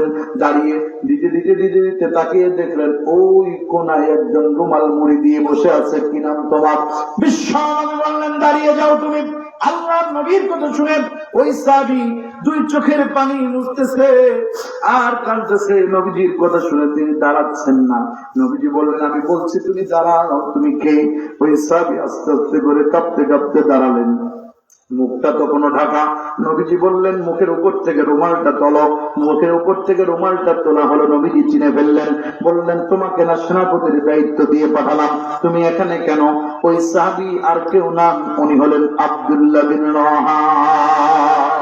সেই সাহাবী ঘরের মধ্যে সুন্দরী সুশ্রী স্ত্রী রেখে রাসূলুল্লাহর পিছনে ফজরের নামাজ পড়তে এসেছিলেন। কি প্রেম আর ভালোবাসা! আল্লাহ পাক রব্বুল আলামিন বলেছেন, লিতুখরিজান নাসা মিনাল যুলুমাতি ইলান নূর। মানুষ যখন অন্ধকার থেকে আলোর দিকে আসে তখন সুন্দরী স্ত্রীর দিকে তাকায় না। দুনিয়ার কোন মোহ তারে কোনদিন গ্রাস করতে পারে না। সে আল্লাহর জান্নাতের দিকে চলতে থাকে। কথা বলেন ঠিক না ঠিক? ভাইরা আমার, এক পর্যায়ে সাহাবী বললেন, হুজুর বললেন, কেন তুমি আসছো? তোমার না জিহাদে পাঠালাম, তুমি কি ভয়ে পলায়ন করেছো নাকি? সাহাবী বললেন, ইয়া রাসূলুল্লাহ, ইয়া হাবিবাল্লাহ, নবী গো, আমি সাহাবী আব্দুল্লাহ বিন রাওয়াহা, আমি পলায়ন করা লোক নই। আমি নিজের ঘরের মধ্যে সুন্দরী স্ত্রী রেখে আপনার পিছনে ফজরের নামাজ পড়তে এসেছিলাম। আর আপনার কথা শুনে তার সাথে একটা বারের জন্য দেখা করি নাই, শুধু আমি বাহির থেকে বিদায় নিয়ে চলে এসেছি। হুজুর বললেন, তাহলে এখানে কেন? বললেন, হুজুর, আমি যখন যাচ্ছিলাম, আপনি যখন আমারে বিদায় দিলেন, আমি ভাবলাম আমার এই 3000 সাহাবীর কাছ থেকে আমি বিদায় নিয়ে আসলাম, তোমরা একটু এগিয়ে যাও। আমি মদিনার এক তেজি ঘোড়া আমি সংগ্রহ করেছি। আমি তো রাসূলুল্লাহর পিছনে জীবনের শেষ ওয়াক্তের নামাজটা পড়ে আসতে চাই। আমার নবীজি কি তেলাওয়াত করে গো ভাই! আমি রাসূলুল্লাহর পিছনে 1 রাকাত নামাজ, 2 রাকাত নামাজ, জুমার নামাজটা পড়বো, কারণ এই যুদ্ধের ময়দানে আমি শহীদ হয়ে যাব, এটা সত্য। জানি না আবার কবে দয়ার নবীর চেহারাটা দেখতে পাবো। এই যে গতকালকে আগের রাতে আমার হাজী সাহেব 45 জনকে নিয়ে মক্কা মদিনায় গেছিলাম। শুধু আপনাদের মাহফিলের জন্য আমি তাদের রেখে চলে আসছি। 2 তারিখে আমি 3 তারিখে পৌঁছাইছি, আর তারা আসবে 5 তারিখে। 3 তারিখ রাতে, অর্থাৎ এই গত রাতের আগে রাত্রে 2 তারিখে আমার এক হাজী সাহেব মদিনায় মরে গেছেন, মারা গেছেন। আমার রাশেদ ভাইয়ের আব্বা, আমার ভাই, এত মহব্বতের মানুষ। আর রাসূলের রওজার পাশে তারে নিয়ে নামাজ পড়লাম। আমারে বলতেছে, হুজুর, আমার মনে হচ্ছে মদিনার থেকে যেতে মন চায় না। বললাম, আপনি তো এই দেশের নাগরিক না, যেতেই হবে। কিন্তু লোকটা যে কি বুঝাইতে চাইছিল আমি বুঝি নাই। বলে, হুজুর, আমি থাকতে চাই, আমি যাব না। আমি বললাম, ও হাজী সাহেব, আপনি এভাবে বলবেন না, এটা রিয়াজুল জান্নাত, জান্নাতের টুকরা, এটা কবুল হয়ে যেতে পারে। আসলেই কবুল হয়ে গেছিল। আল্লাহু আকবার। হাজী সাহেব রাতের বেলায় শুয়ে আছে, দুনিয়ার মধ্যে আর দাঁড়ায়। আমি তাদের পরিবারের সাথে যোগাযোগ হলো। সর্বশেষ পরিবার আনতে চাওয়ার পর বলা হলো, হাজীদের জন্য জান্নাতুল বাকিতে কবরস্থান হয়, আর বডিটা এনে কি লাভ, ছেড়ে দেন। সৌদি প্রশাসন তাদেরকে জান্নাতুল বাকিতে কবর দিয়ে দিই। দোয়া করেন আমার এই ভাইয়ের বাবাকে আল্লাহ যেন জান্নাত দান করে, বলেন আমিন। এবং তাদের জন্য ধৈর্য ধারণ করার তৌফিক দেয়। এখানে আসার পরেও আমার ওই কাফেলার একজন নারী, এক মা আম্মাজান, সেও নাকি অসুস্থ হয়ে গেছে। আমি আপনাদের কাছে দোয়া ভিক্ষা চাই। আমি শুধু আপনাদের মাহফিলের জন্য চলে আসছি, কথা দিয়েছিলাম। আমার ভাই বারবার বলছে, হুজুর, আমার সম্মানের ব্যাপার। আমি বললাম, দরকার হয় আমার টিকিট ওটা ফ্রি আসুক, আমি আরেকটা টিকিট কেটে আসবো। সম্মানের ব্যাপার যেহেতু, আমার হাজিরা যেন সুস্থ ভাবে পৌঁছে যায়, বলেন আমিন। আল্লাহর কাছে দোয়া করি, আল্লাহ যেন তাদের সবাইকে কবুল করে, বলেন আমিন। মুসলমান ভাইরা, সাহাবী বললেন, হুজুর আপনার চেহারাটা দেখার জন্য আমি বসে আছি। আল্লাহ নবী বললেন, আব্দুল্লাহ বিন রাওয়াহা, তুমি এখানে আর থেকো না, যত দূর পর্যন্ত তোমার কাফেলা তোমার থেকে দূরে চলে গেছে তত দূর তারা জান্নাতের দিকে এগিয়ে গেছে। সুবহানাল্লাহ। তুমি তাড়াতাড়ি তাদের সাথে অংশগ্রহণ করো। আল্লাহ নবী সাহাবী আর দেরি না করে জুমার নামাজের আগে ঘোড়ার উপরে চড়ে চাবুক সামাললেন। জুমার নামাজের আগে ঘোড়া দৌড়াতে লাগলো। কিছু দূর দৌড়ানোর পর কাফেলা পেয়ে গেলেন, জুমার নামাজ পড়লেন। কয়েকদিন পরে জিহাদের ময়দানে পৌঁছালেন। জিহাদের ময়দানে কিছু গোয়েন্দা ডিপার্টমেন্টের লোকেরা তারা খবর নিতে লাগলো। কিছু লোক বিশ্রাম নিলেন, আর কিছু লোক চারপাশে তারা পাহারা দিতে লাগলেন। জিহাদের ময়দানের অবস্থা অনুযায়ী এক পর্যায়ে খবর আসলো, ভয়ঙ্কর খবর। বললেন, কি হয়েছে বলো। রাতের বেলায় তিনজন সাহাবী হলেন এই জিহাদের ময়দানে পর পর একজন হলেন সেনাপতি। প্রথম সেনাপতি যায়েদ বিন হারিসা, দ্বিতীয় সেনাপতি জাফর বিন আবি তালিব, তৃতীয় সেনাপতি আব্দুল্লাহ বিন রাওয়াহা। তিনজন বৈঠকে বসলেন। গোয়েন্দা ডিপার্টমেন্টের খবর হলো, আমাদের এই 3000 সাহাবীর চতুর্পাশ দিয়ে 1 লক্ষ রোমান বাহিনী ঘেরাও করে ফেলেছে। কালকে দিনের বেলায় আপনাদেরকে কচু কাটা কাটবে। সিদ্ধান্ত নেন, মরবেন না জিহাদ করবেন, নাকি পালায়ন করবেন, না নিজেরা সারেন্ডার করবেন। সাহাবায়ে কেরাম সিদ্ধান্ত নেবেন। তিনজন বললেন, কি করা যায়। রাসূল পাঠাইছে জিহাদের ময়দানে শহীদ হওয়াতে নিয়ে আমরা ভয় পাই না। আজকে কিছু লোক আছে তারা বলে পালাবো না। অমুকের বাসায় যে সর্ব কথা কন না কেন, মুনাফিকের দল। বলো এক করো আর শিখে যাও কোরআন ওয়ালাদের কাছ থেকে, ওরা জীবন দিতে পারে, শহীদি তামান্না নিয়ে থাকে। কথা বলেন ঠিক কিনা? আওয়াজ দিয়ে বলেন ঠিক কিনা? ওরা রক্ত থেকে ভয় পায় না, চক্ষু রাঙানি থেকে ভয় পায় না, কালিমা ধারণ করেছে বুকে, ফাঁসির মঞ্চে দাঁড়িয়েও বলে আল্লাহু আকবার। উসামা তুমি দূর যাও বীর, তুমি মদের অহংকার, তুমি মদের অহংকার। আমরা তো কখনো ভয় পাই না। কি ব্যক্তি দেখেন, সাহাবীদেরকে নিয়ে বৈঠক হলো। সাহাবীরা বললেন, হুজুর কি করবো আপনারা বলেন। আর যদি চলে যেতে বলেন তাও যাবো, সারেন্ডার করতে বলেন করবো। কিছু কিছু সাহাবীর ভিতরে একটু ইমানের একটু খতরা। এক পর্যায়ে আল্লাহু আকবার, কি ব্যাপার দেখেন, আব্দুল্লাহ বিন রাওয়াহা হাত তুলে বললেন, আমাকে তোমরা চিনো নাকি? সাহাবীরা বললেন, চিনি। তুমি আব্দুল্লাহ বিন রাওয়াহা? বললেন, এতটুকু চিনলে হবে না। আমি নিজের স্ত্রীকে ঘরের মধ্যে রেখে রাসূলের পিছনে নামাজ পড়তে যে জিহাদের ময়দানে আমি একজন সৈনিক এবং একজন সেনাপতির দায়িত্ব পেয়েছি। শুধু তাই নয়, আমি সুন্দর সুশ্রী নারী রেখে জিহাদে এসেছি। আমি এসেছি এজন্য যে আল্লাহর রাস্তায় জিহাদ হব, শহীদ হব, আল্লাহ জান্নাতে গিয়ে আল্লাহর সাথে দেখা করব। অতএব তোমরা যদি কেউ না যাও এই যুদ্ধে, আমি আব্দুল্লাহ বিন রাওয়াহা পালায়ন করব না, একাই যুদ্ধ করব 1 লক্ষের বিরুদ্ধে। লিল্লাহি তাকবীর, লিল্লাহি তাকবীর। 1 লক্ষের বিরুদ্ধে জিহাদ করতে রাজি। আল্লাহু আকবার বলেন। কত বড় ঈমান এসেছে। আলো আসলে কি হয়? লিতুখরিজান নাস মিনাজ যুলুমাত, অন্ধকার প্রবেশ, অন্ধকার থেকে দূর করে, অন্ধকার থেকে টেনে আলোর দিকে যখন সাহাবীরা আসে, তখন নারীকে তাকে গ্রাস করতে পারে না। কথা বলেন ঠিক কিনা? দুনিয়ার মদ লালসা, দুনিয়ার মত্ততা তাদের গ্রাস করতে পারে না। কথা বলেন ঠিক না বেঠিক? মুসলমান ভাইরা আমার, কষ্ট হচ্ছে নাকি? ছেড়ে দেবো? চলবে না? ছেড়ে দেবো? বলেন চলবে কি চলবে না? আরো জোরে বলেন, চলবে কি চলবে না? চলবে। কতক্ষণ চলবে? আরে সর্বনাশ, সারা রাত থাকবে না চলবে? হ্যাঁ মুসলমান ভাইয়েরা আমার, হযরত আব্দুল্লাহ বিন রাওয়াহা বলছেন, আমি আব্দুল্লাহ বিন রাওয়াহা বিবিকে ঘরের মধ্যে রেখেছি, যার হাতের মধ্যে এখনো কাঁচা মেহেদির দাগ লেগে আছে। সুবহানাল্লাহ বলে। দাগটা এখনো হালকা হয় নাই, পানিতে ভিজে নাই। আমার বিবি রেখে আসা আব্দুল্লাহ বিন রাওয়াহা আমি কথা দিচ্ছি, কেউ যদি না যাও 1 লক্ষ রোমান সৈন্যের বিরুদ্ধে আমি একাই ঝেড়ে পড়ব।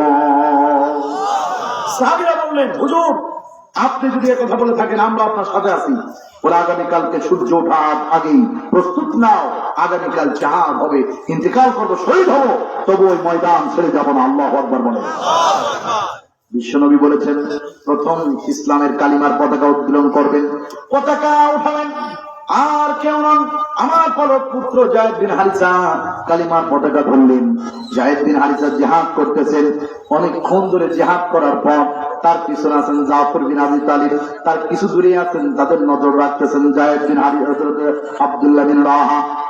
জায়েদ বিন হারিসা পতাকা ধরে উত্তোলন করে জিহাদ করছেন। 1 লক্ষ রোমান সৈন্য জিহাদের ময়দানে, কঠিন জিহাদ চলছে, তুমুল জিহাদ।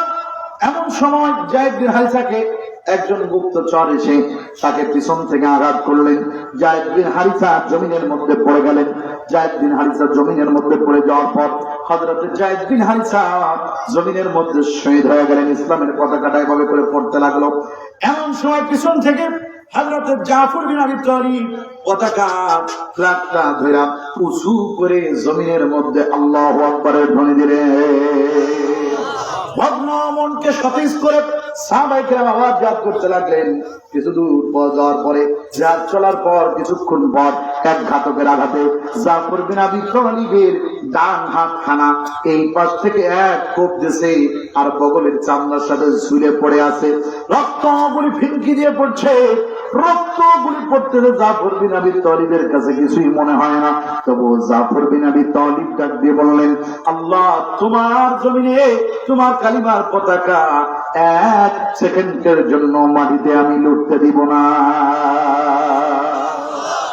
হযরত জাফর বিন আবি তালিব ডান হাত দিয়ে পতাকা ধরেছিলেন, বাম হাত দিয়ে ঢাল, এবার ঢাল ফেলে দিয়ে ডান হাত দিয়ে ডান হাতের পতাকা বাম হাত দিয়ে ধরলেন।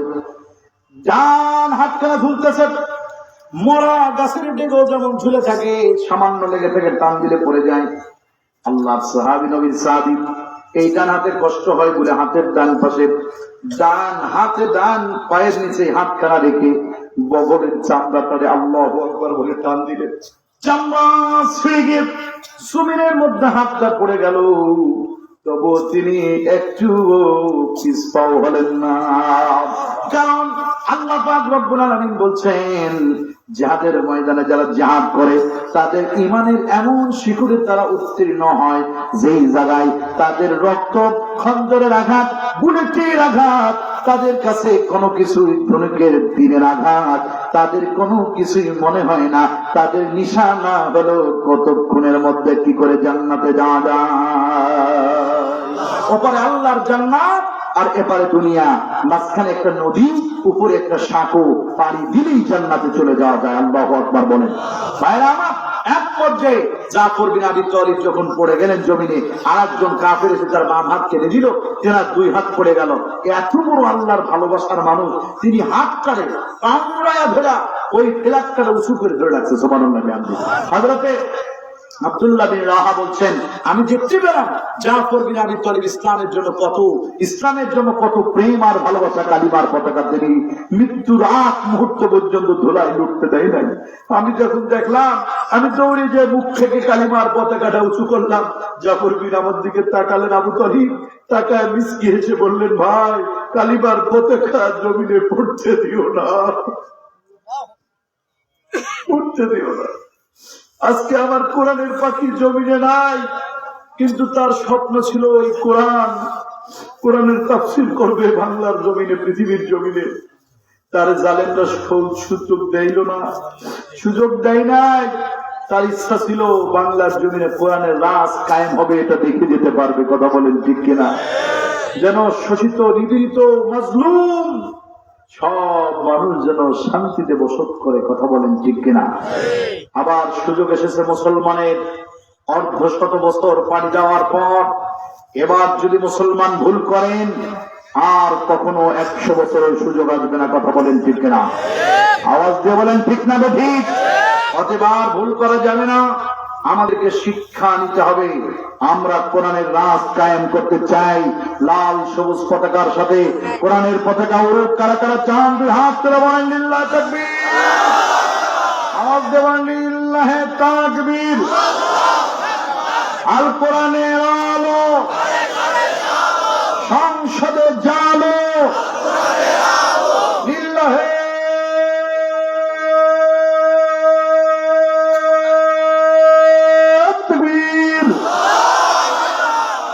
কষ্ট হচ্ছে ভাইরা?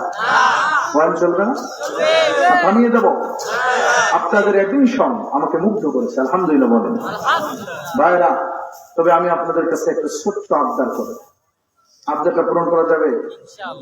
এই আবদারটার দাম হলো 5 কোটি টাকা। দিতে পারবেন? হ্যাঁ, পারবেন না? এত টাকা আপনাদের কাছে নাই। তবে আবদারটা এই খুঁটির এ পাশে ফিরি ফিরি দেবো, এ পাশে যারা মাংনা মাংনা দেবো, মনসালাদের এমনি এমনি দেবো, মা বোনদের পাও পাও দেবো। 4 কোটি বিক্রি হয়ে গেছে, কিন্তু এমনি মাংনা মাংনা ফিরি ফিরি পাও পাও। আর 1 কোটি থাকলো, এই 1 কোটি আপনাদের দেওয়া লাগবে সবাই। সেটা হলো এই যে কবরস্থানের এই জায়গা ক্রয় করতে হবে, এই ঈদগাহের উদ্দেশ্য মাহফিল। এই আশপাশে অনেক মাহফিল হতো, সবাই ভালোবাসা নিয়ে এসছেন। এখানে অনেক গরিব ধনীরা টাকা দিয়ে কেনে, গরিবরা দিতে পারে না। যেন আপনার অর্থে যদি আল্লাহর কবরটা তৈরি হয়ে যায়, কোন কবরে কে যাবে কেউ জানি ভাই? কোন জমিনের মাটি আমার হবে গোরস্থান, কাদের চোখের জলে আমি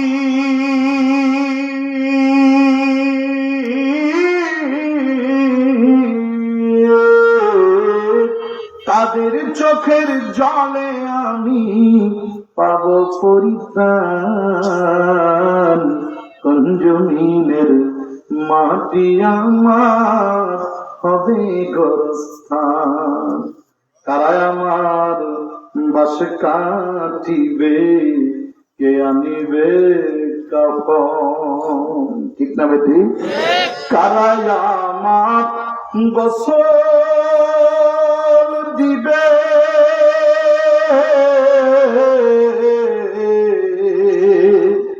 কে করিবে দাফন। আমার ভাই যার বাবা মরে গেল, নিজেরা কেউ গোসল দেওয়ার সুযোগ কিন্তু মিলল না। কে গোসল করবে, কে দাফন করবে, জানা আছে ভাই? কারা আমার গোসল দিবি, কে করিবে দাফন,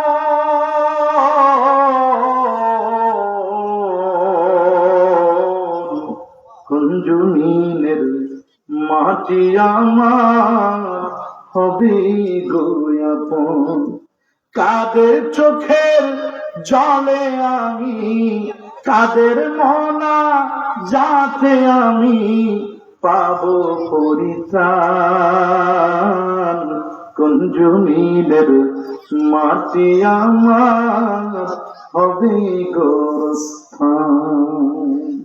ও ভাই, 5 মিনিট একটু টাইম দেব আমার ভাইদের একটু নগদ।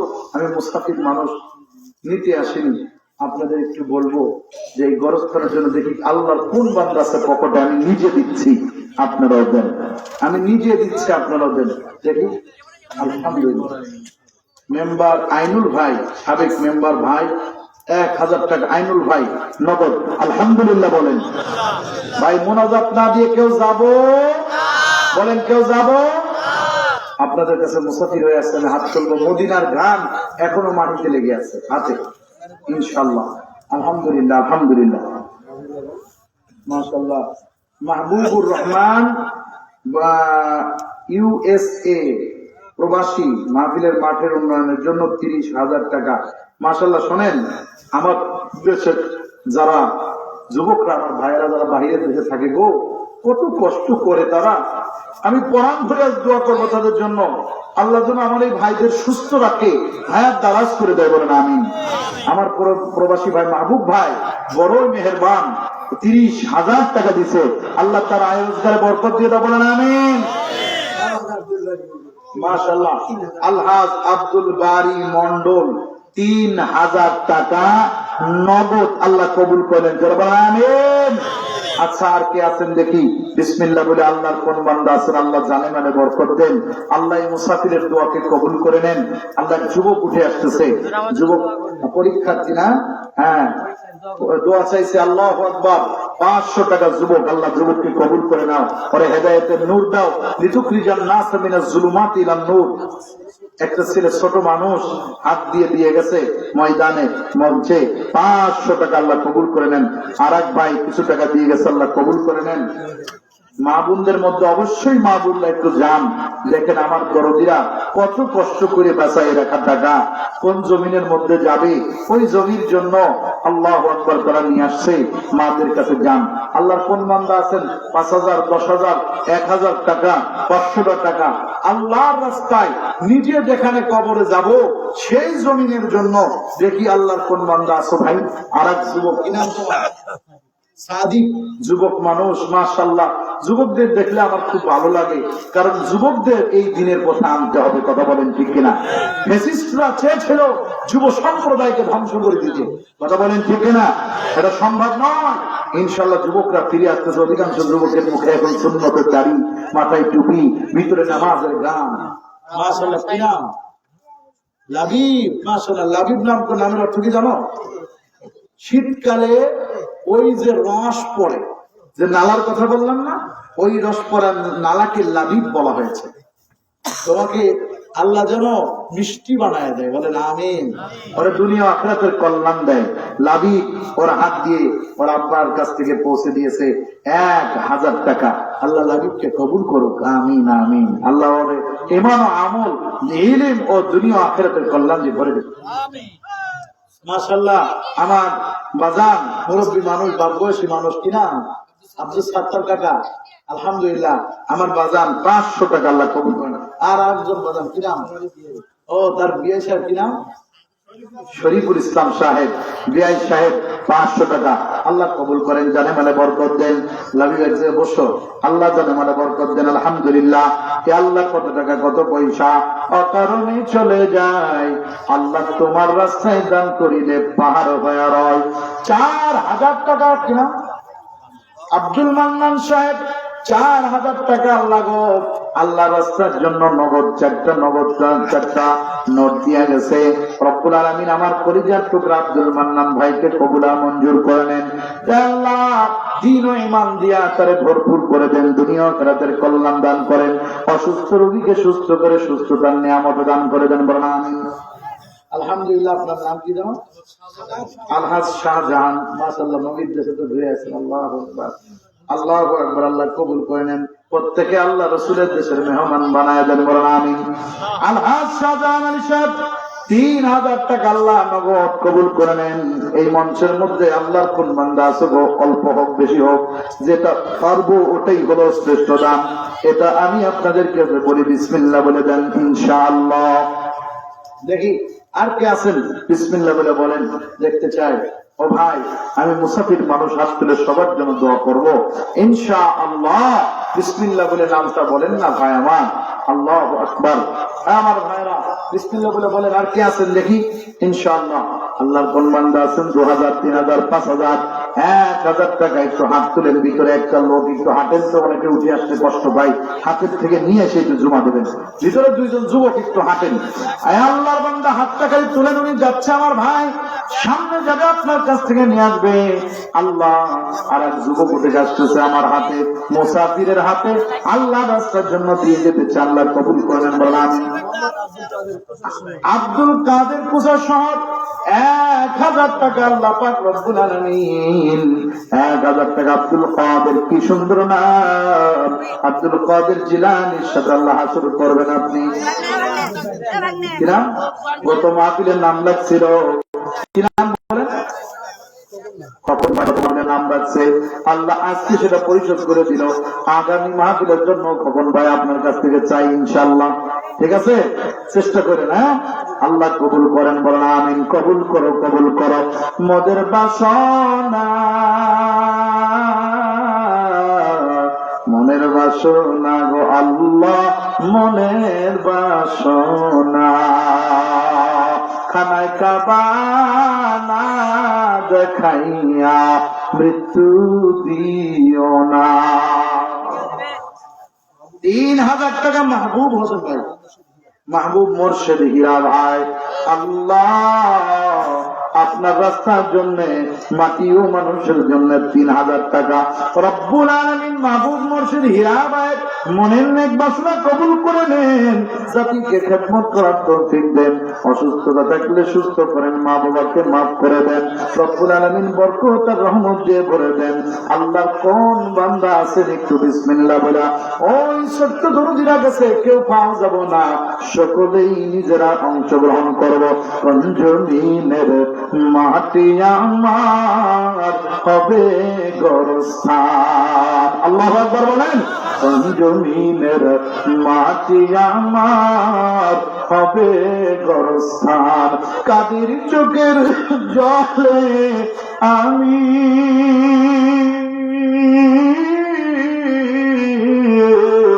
কাদের চোখের জলে আমি পাব পরিত্রাণ। কোন জমিনের মাটি আমার হবে গোরস্থান। আল্লাহ ও দয়াল আল্লাহ, রহমতের বরকত দিয়ে ভরে দাও, সব বিপদ আপদ থেকে আমাদের সবাইকে বাঁচাও। এই মাহফিলটারে কবুল করে নাও রব্বুল আলামিন। যারা টাকা দিয়ে পয়সা দিয়ে বিভিন্ন ভাবে সহযোগিতা করতে তাদের কবুল করো। মহিলা প্যান্ডেল থেকে শাহ আলম ভাইয়ের স্ত্রী 1000 টাকা। রব্বুল আলামিন অসুস্থ রোগী গো আল্লাহ, তুমি তারে সুস্থ করে দাও। হসপিটালের বেডে আছে আল্লাহ, তারে সুস্থ করে বাড়িতে ফেরায় দাও। রব্বুল আলামিন মুসাফির মানুষ দোয়া করে যায়, আল্লাহ সবাইকে কবুল আর মঞ্জুর করিয়া নাও। অগমা তুমি এই ধরনের শ্রেষ্ঠ নিয়ামত, তোমারই পদ তলে রয়েছে জান্নাত। অগমা তুমি মাশাআল্লাহ মাশাআল্লাহ, অগমা তুমি এই ধরনের শ্রেষ্ঠ নিয়ামত, তোমারই পদ তলে রয়েছে জান্নাত। এই ধরনী তার তোমার ফুল পাখিহীন, এই ধরনী তার তোমার মায়া মমহীন, যদি না পেত তোমার দুমায়ারি দুটি হাত। ভগমা তুমি এই ধরনের শ্রেষ্ঠ নিয়ামত, তোমারই পদ তলে রয়েছে জান্নাত। আল্লাহর কোন বান্দা আছেন দেখতে চাই কোরআন শরীফের নামে 1000 টাকা আল্লাহর কোন বান্দা আছেন দিতে চান? বিসমিল্লাহ বলে হাতটা দাঁড়ান যে হুজুর নগদ আমি আল্লাহর ঘরের জন্য আল্লাহর রাস্তার জন্য 1000 টাকা দিব। দেখান দেখি আল্লাহর কোন বান্দা আছেন বিসমিল্লাহ বলে বলেন। মাহবুবের মধ্যে গেছে আলহামদুলিল্লাহ, জান পাঠায় দেন। একজন মানুষও কালিয়াতে যাব না, আল্লাহ রাস্তায় দিয়ে যাবো ইনশাআল্লাহ। কারণ আজকের বয়ানের মূল শিক্ষা হলো অন্ধকার থেকে মানুষকে আলোর দিকে নিয়ে আসবে এই কোরআন আর আল্লাহ রসুল। আর অন্ধকার হলো নিজের মধ্যে রেখে দেওয়া, আল্লাহ রাস্তায় না দেওয়াটাও হলো অন্ধকার। কথা বলেন ঠিক না ঠিক? আল্লাহ রব্বুল আলামিন বলছেন আলিফ লাম মিম যালিকাল কিতাবু লা রাইবা ফীহি হুদাল লিল মুত্তাকিন الذين يؤمنون بالغيب ويقيمون الصلاة ومما رزقناهم ينفقون। মুমিনদের সবচেয়ে বড় গুণের একটা গুণ হলো তাদের সম্পদ থেকে তারা খরচ করে আল্লাহর রাস্তায়। সুবহানাল্লাহ বলেন না? আমরা রিজিক খরচ করব, আমাদের অর্থ খরচ করব, এখানে একটা অর্থ হলো অল্প হলেও দিয়ে যাব, বেশি হলেও দিব। আল্লাহর কোন কোন বান্দা আছেন দেখতে চাই ইনশাআল্লাহ। সর্বশেষ যে হুজুর আমি আমার অর্থ থেকে সম্পদ থেকে আল্লাহর রাস্তায় আমি এটা দিতে চাই ইনশাআল্লাহ। দেখি আল্লাহর কোন কোন বান্দা আছেন ভাই বিসমিল্লাহ বলে দেখান তো, হাতটা তুলে হুজুর দেখান। আল্লাহর আলাদা বান্দা রেজাউল ভাই তার স্ত্রী আম্মা জানের পক্ষ থেকে আল্লাহ 2000 টাকা দিছে। রেজাউল ভাই স্ত্রী আল্লাহ ওই মায়ের মনের দুঃখগুলি দূর করে দাও, মনের কষ্টগুলি দূর করে দাও, ভালোবাসাগুলো কবুল করে নাও। মা গো মা যার নাই সে জানে মা হারা কি যন্ত্রণা, দুনিয়ায় যার বাবা নাই সে জানে বাবা কি বড় বড় গাছ। মালিক এই মজলিসে জানি না কার মা নাই কার বাবা নাই, মাদের মধ্যে কার জন্য কলিজার টুকরা নাই, স্বামী নাই, স্ত্রী নাই, সন্তান নাই। ও খুদা, আমরা আজকে সবার জন্য দোয়া করে যাব। অত্র এলাকায় যত কবরবাসী আছে সবার জন্য রুহের মাগফিরাত কামনা করব। দয়া করে কেউ উঠবো না, বিসমিল্লাহ বলে বাকি ভাইদের কাছে একটু হাতটা তুলে দিতে চাই। জানতো আর কে কে আছেন দেখেন, ইনশাআল্লাহ মা বোনদের মধ্যে যান, ওই দোকানদারের ভাইদের কাছে যান। ভাইরা বিসমিল্লাহ বলে দেন ইনশাআল্লাহ। আর কে আছেন বিসমিল্লাহ বলেন। আল্লাহর বান্দারা বিসমিল্লাহ বলে হাতটা তুলেন, দোয়া করবেন না? দোয়া করবো। আপনারা কি বাকিতে লিখবো? বাকিতে লিখলে কি দেবেন? অনেকে নাকি দেয় না। বিভিন্ন মাহফিলের খবর হুজুর বাকিতে দেয় না, তবে এই ভাই কিন্তু বাকি টাকা দিয়ে গেছে, মনে আছে আপনাদের? বাকি টাকা দিবেন, কেন দিবেন না? আস্তে আস্তে দিয়ে দিবেন, সমস্যা কি? অনেকে আনে না, বলবেন হুজুর ঠিক আছে 1000 টাকা দিও আল্লাহর ঘরে চলবো। মাগো অমা, মাদের মধ্যে একটা ছোট্ট আমল আর বাজানদের মধ্যে একটা ছোট্ট আমল।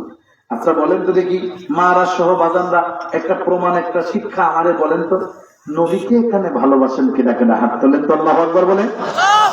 এই সবাই সবাই নবীর কথা বলছে, এরা নেতার কথা না। রসুলকে ভালোবাসেন কেডা কেডা? আল্লাহু আকবার। আরো জোরে আল্লাহু আকবার, আল্লাহু আকবার। হাত নামান। আপনাদের আশপাশের বড় শহরের নাম কি? না আশপাশের, আচ্ছা শিবগঞ্জ কত দূর? ও আচ্ছা, শিবগঞ্জ যদি মনে করেন আল্লাহ নবী আসবে, আপনারা দেখতে যাবেন না? হ্যাঁ মা বোনরা সবাই বলবেন দেখতে যাবেন না? সবাই যাবেন তো? নারী পুরুষ। আমার আজারি ভাই আছে যশোরে, মানুষ পাগলের মতো চলে গেছে। হ্যাঁ পেকুয়ায় আসছিল, মানুষ আগের থেকে রেডি, ঠিক না ঠিক? হ্যাঁ তাহলে একটা আমার ভাইকে দেখার জন্য যদি তোমরা আগে যাও, ভাই আমার রাসূলুল্লাহ সাফায়াতের কান্ডারি আসতে, সেখানে আগে যাবো না? বলেন বলেন বলেন। আমি যদি শুনতাম নবী আসতেছে, আমি মাহফিল রাখতে কোন সময় দৌড় দিতাম না ভাই, মাহফিল আমার গাড়ি লাগছে না, আমি নবীর সাথে দেখা করতে যেতাম। কথা কোন ঠিক কিনা? এটাই ভালোবাসা। তাহলে 5 বার হাত তুলবেন। 1 নম্বর, শিবগঞ্জে যদি রাসূলুল্লাহ আসতেন, মা বোনরা সহ সবাই হাত তুলেন।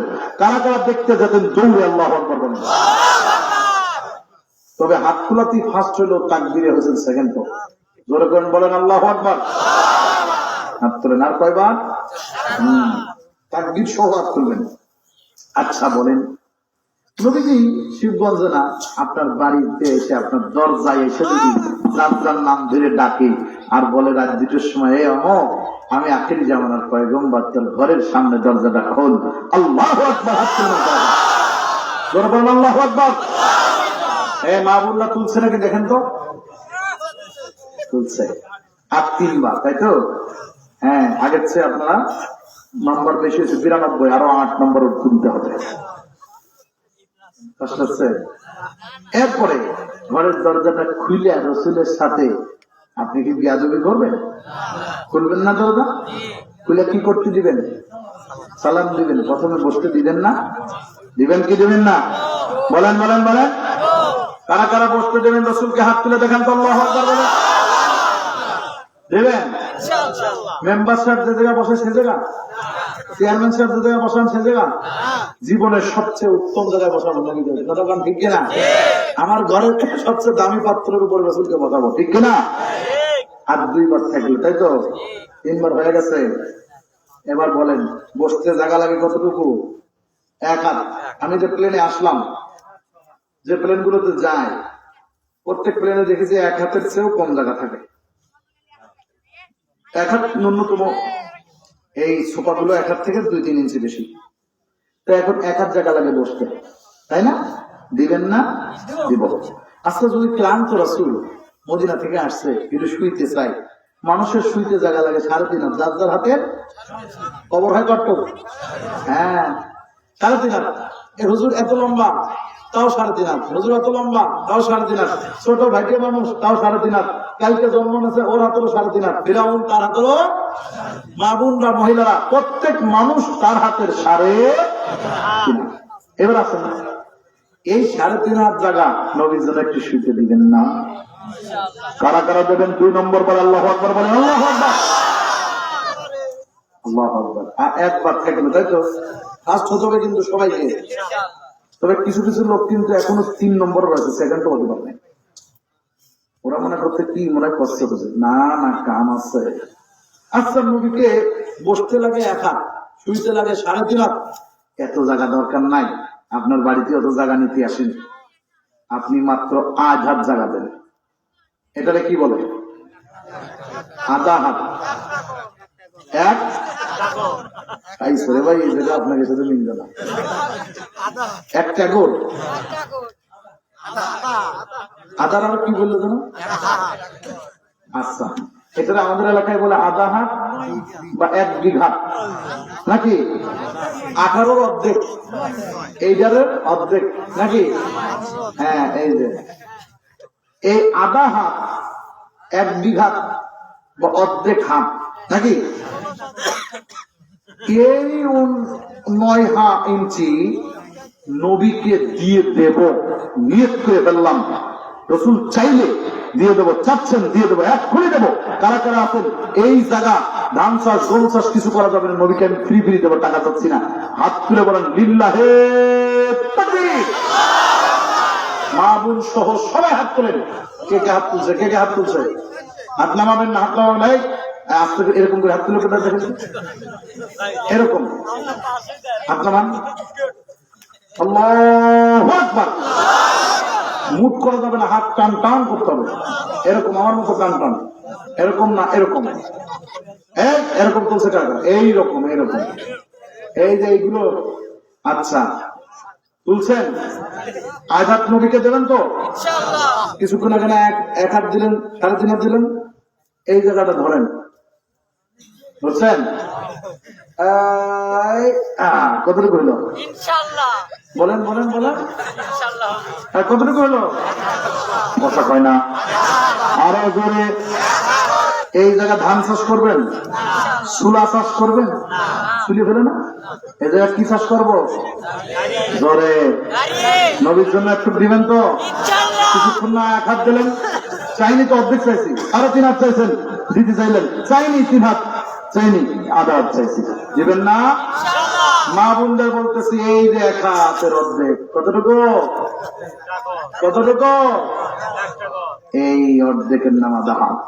পর্দায় রাখো, নিজের আপন মানুষ ছাড়া কাউরের সাথে দেখা দিও না, ঠিক কিনা? আরো জনগণ ঠিক কিনা? যুবকদের বলছি, এই অর্ধেক হাত রসুলের চাষ করো, সুন্নতের চাষ করো। আর মা বোনদের বলছি, পর্দার মধ্যে নিজেকে আগলে রাখো। কথা বলেন আল্লাহু আকবার। স্বামীর কথা মানো,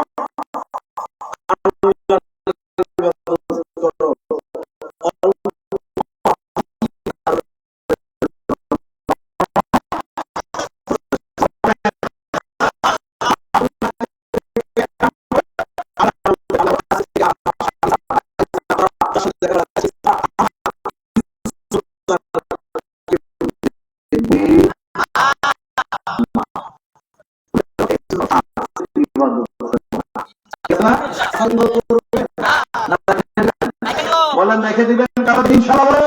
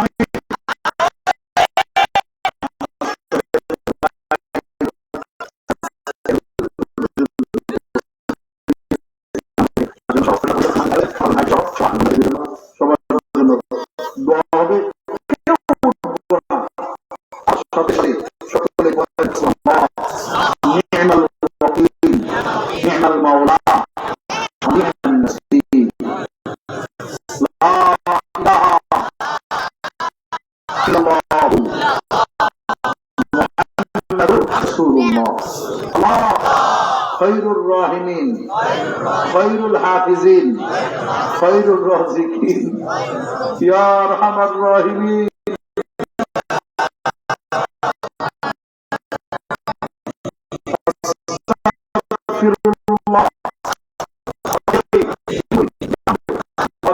লা ইলাহা ইল্লা আল্লাহ আলিয়্যুল আযীম। সকলে একটু দুরূদ